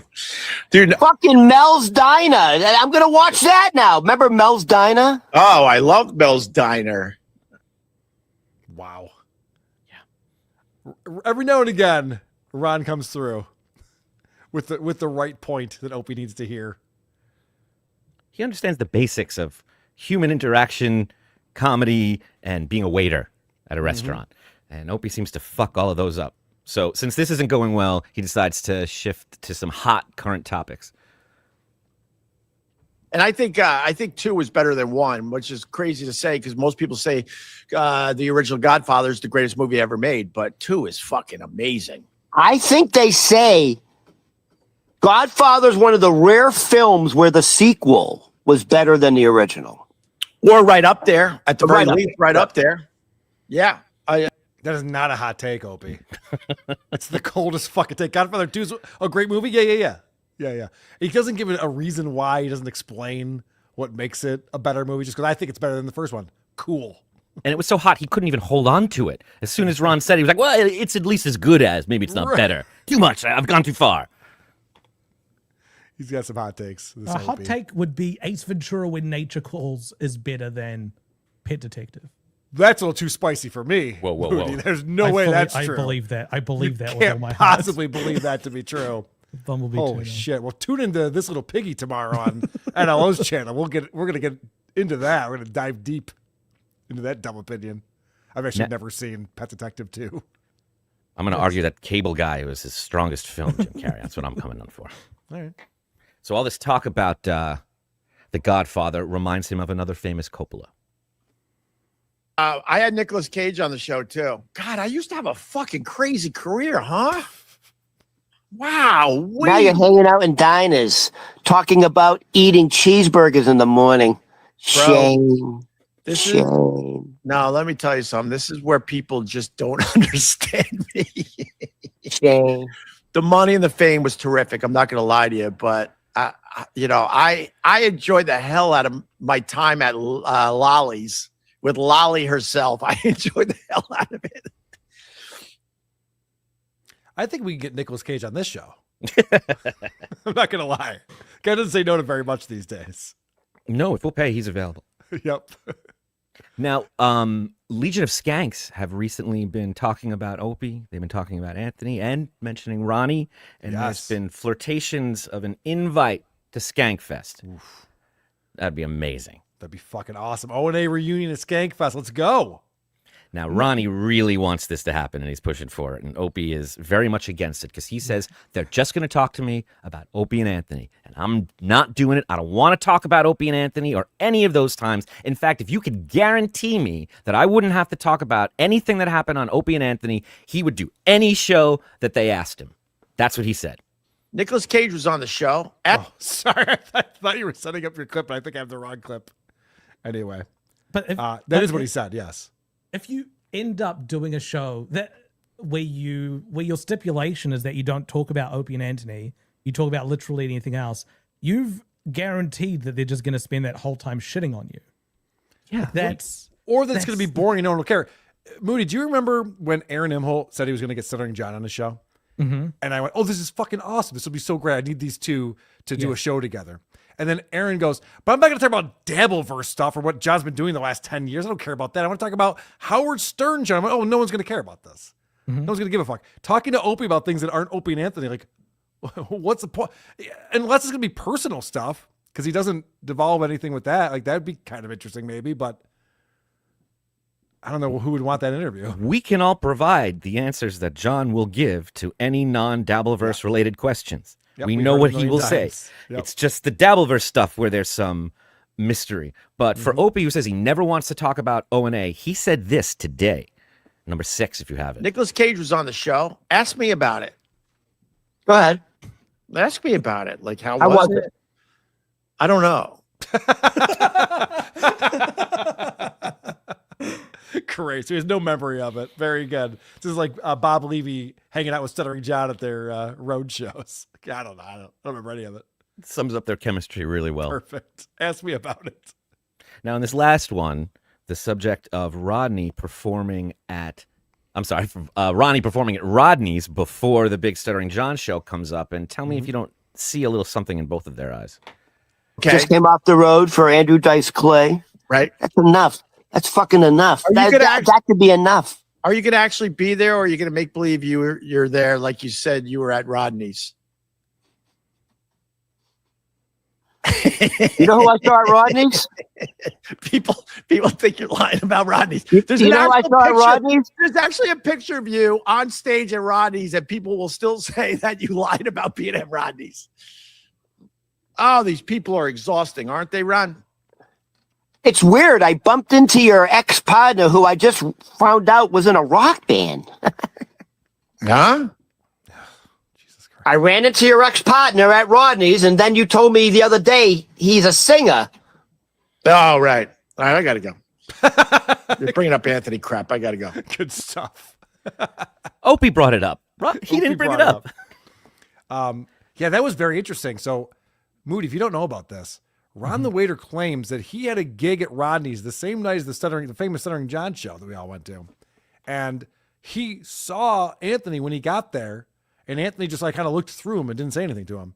Meanwhile, I got to that I got to that venue before Anthony was there, and I did not see Ron the Waiter. There's no way he was there. I don't think there was an earlier show. There aren't a lot of 4:00 Friday comedy shows. Doesn't even make sense. Mm-hmm. So I like that Opie brought up. It's like, yeah, people think you're lying about that. I feel like they had a story together. I feel like they both were in cahoots, and Opie was calling him out a little bit and then backtracked real fast. And they're because they're full of shit. Mm-hmm. Before we get out of here, it was Eric the actor's birthday yesterday. And Eric the actor, a beloved whackpacker from the Howard Stern show. A lot of parallels to John Melendez. I want to celebrate that and talk about that with Adam, who's a huge ETA fan. But first, supertip.gg/WATP is where Pizza Melton is going. I wonder if Ethan Ralph sucked all the cream out of her. That's what you're supposed to do, right? No, thank you. She's storing cream? Supertip.gg says, Moody pitch Chrissy Mayer on Supertip. Come on. It pitches itself. I'd like to get Opie on Supertip. I think that'd be good. Yeah, Moody's not the business development guy. Yeah, I just That's do for tech sure. stuff. He's an engineer. Laverne Mystic coming in. Chris Farley was a charming interviewer on the Chris Farley show. He was wearing an ill-fitted suit, would get nervous, call himself an idiot. You wanted him to succeed.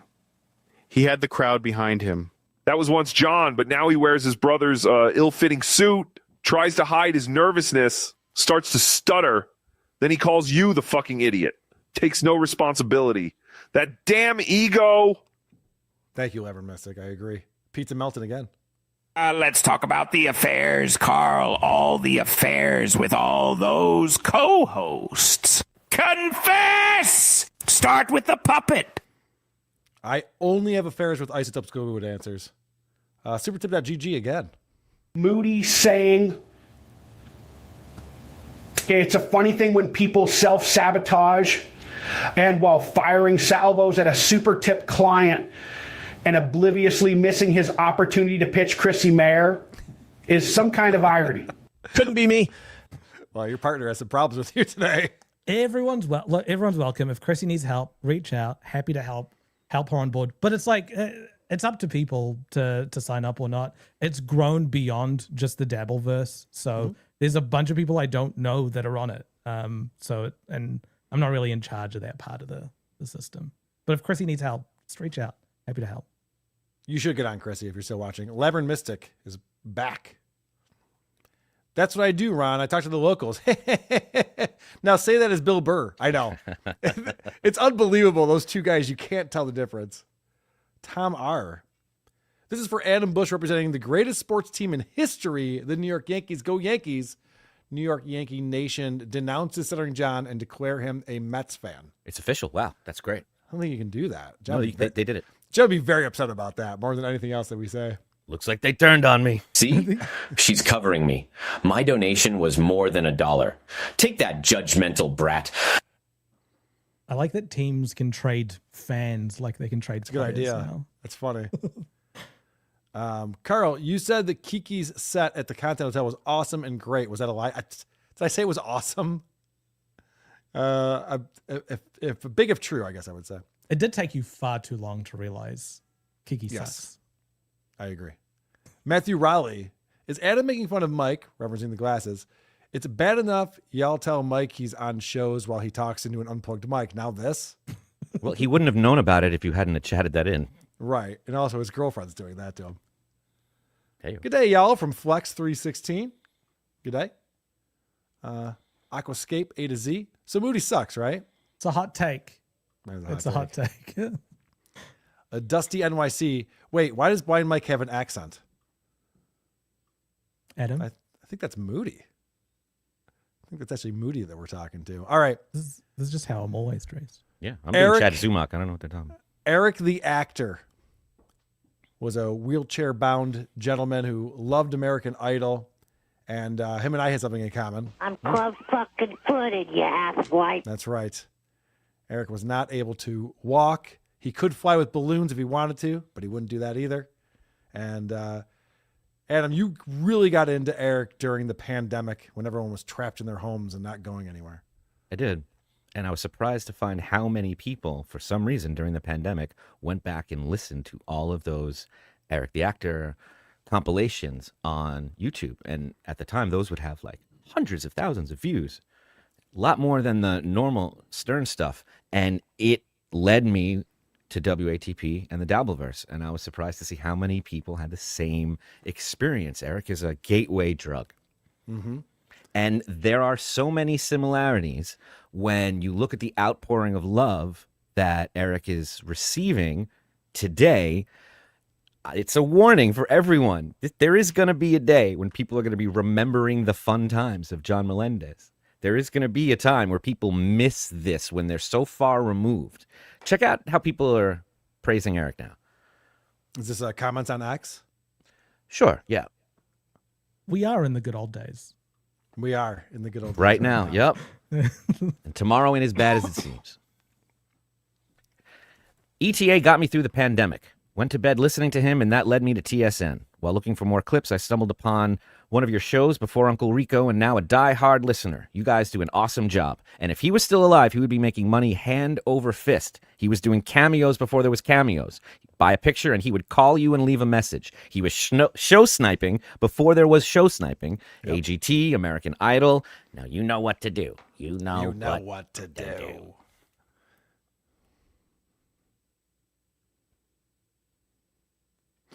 Hates him when he was alive, but miss him every day now that he's gone. Mm-hmm. You know, Eric was just such a big fan of this show. The intrigue over Kelsey's breasts was him being involved, not just using her for pillow and mattress fucking. That was Eric, always thinking of others.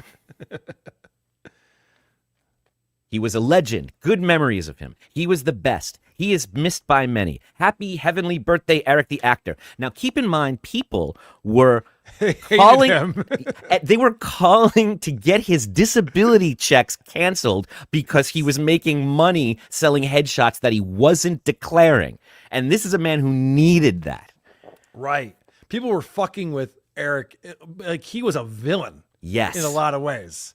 Now, I personally loved his phone calls because he was such a narcissist. Like he was never appreciative of anything. Howard was constantly giving him things. He was getting him roles in TV shows. He was getting tickets to big sporting events and going to see the A's, his favorite baseball team. And none of it was good enough for him. He always complained about it the next day. They didn't treat him well enough. He didn't like the people that he had to deal with when he got there. And so it was very much like John, like famous, but not famous on your terms.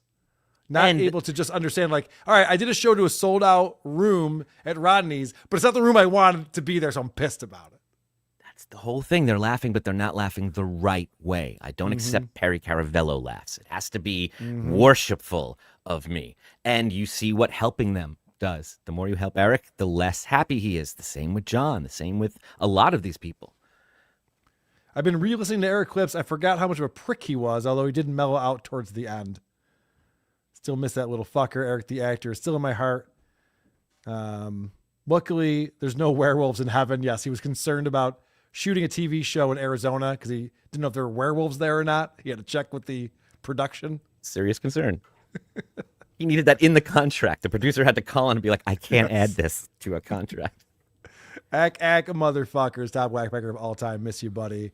So someday this will be John Melendez. It'll be October 4th, let's say 2026. So you're 2027. Yeah. Whenever he's passed. Don't go farther than that. We'll be putting up on X all of our remembrances of him and how much we miss him for sure.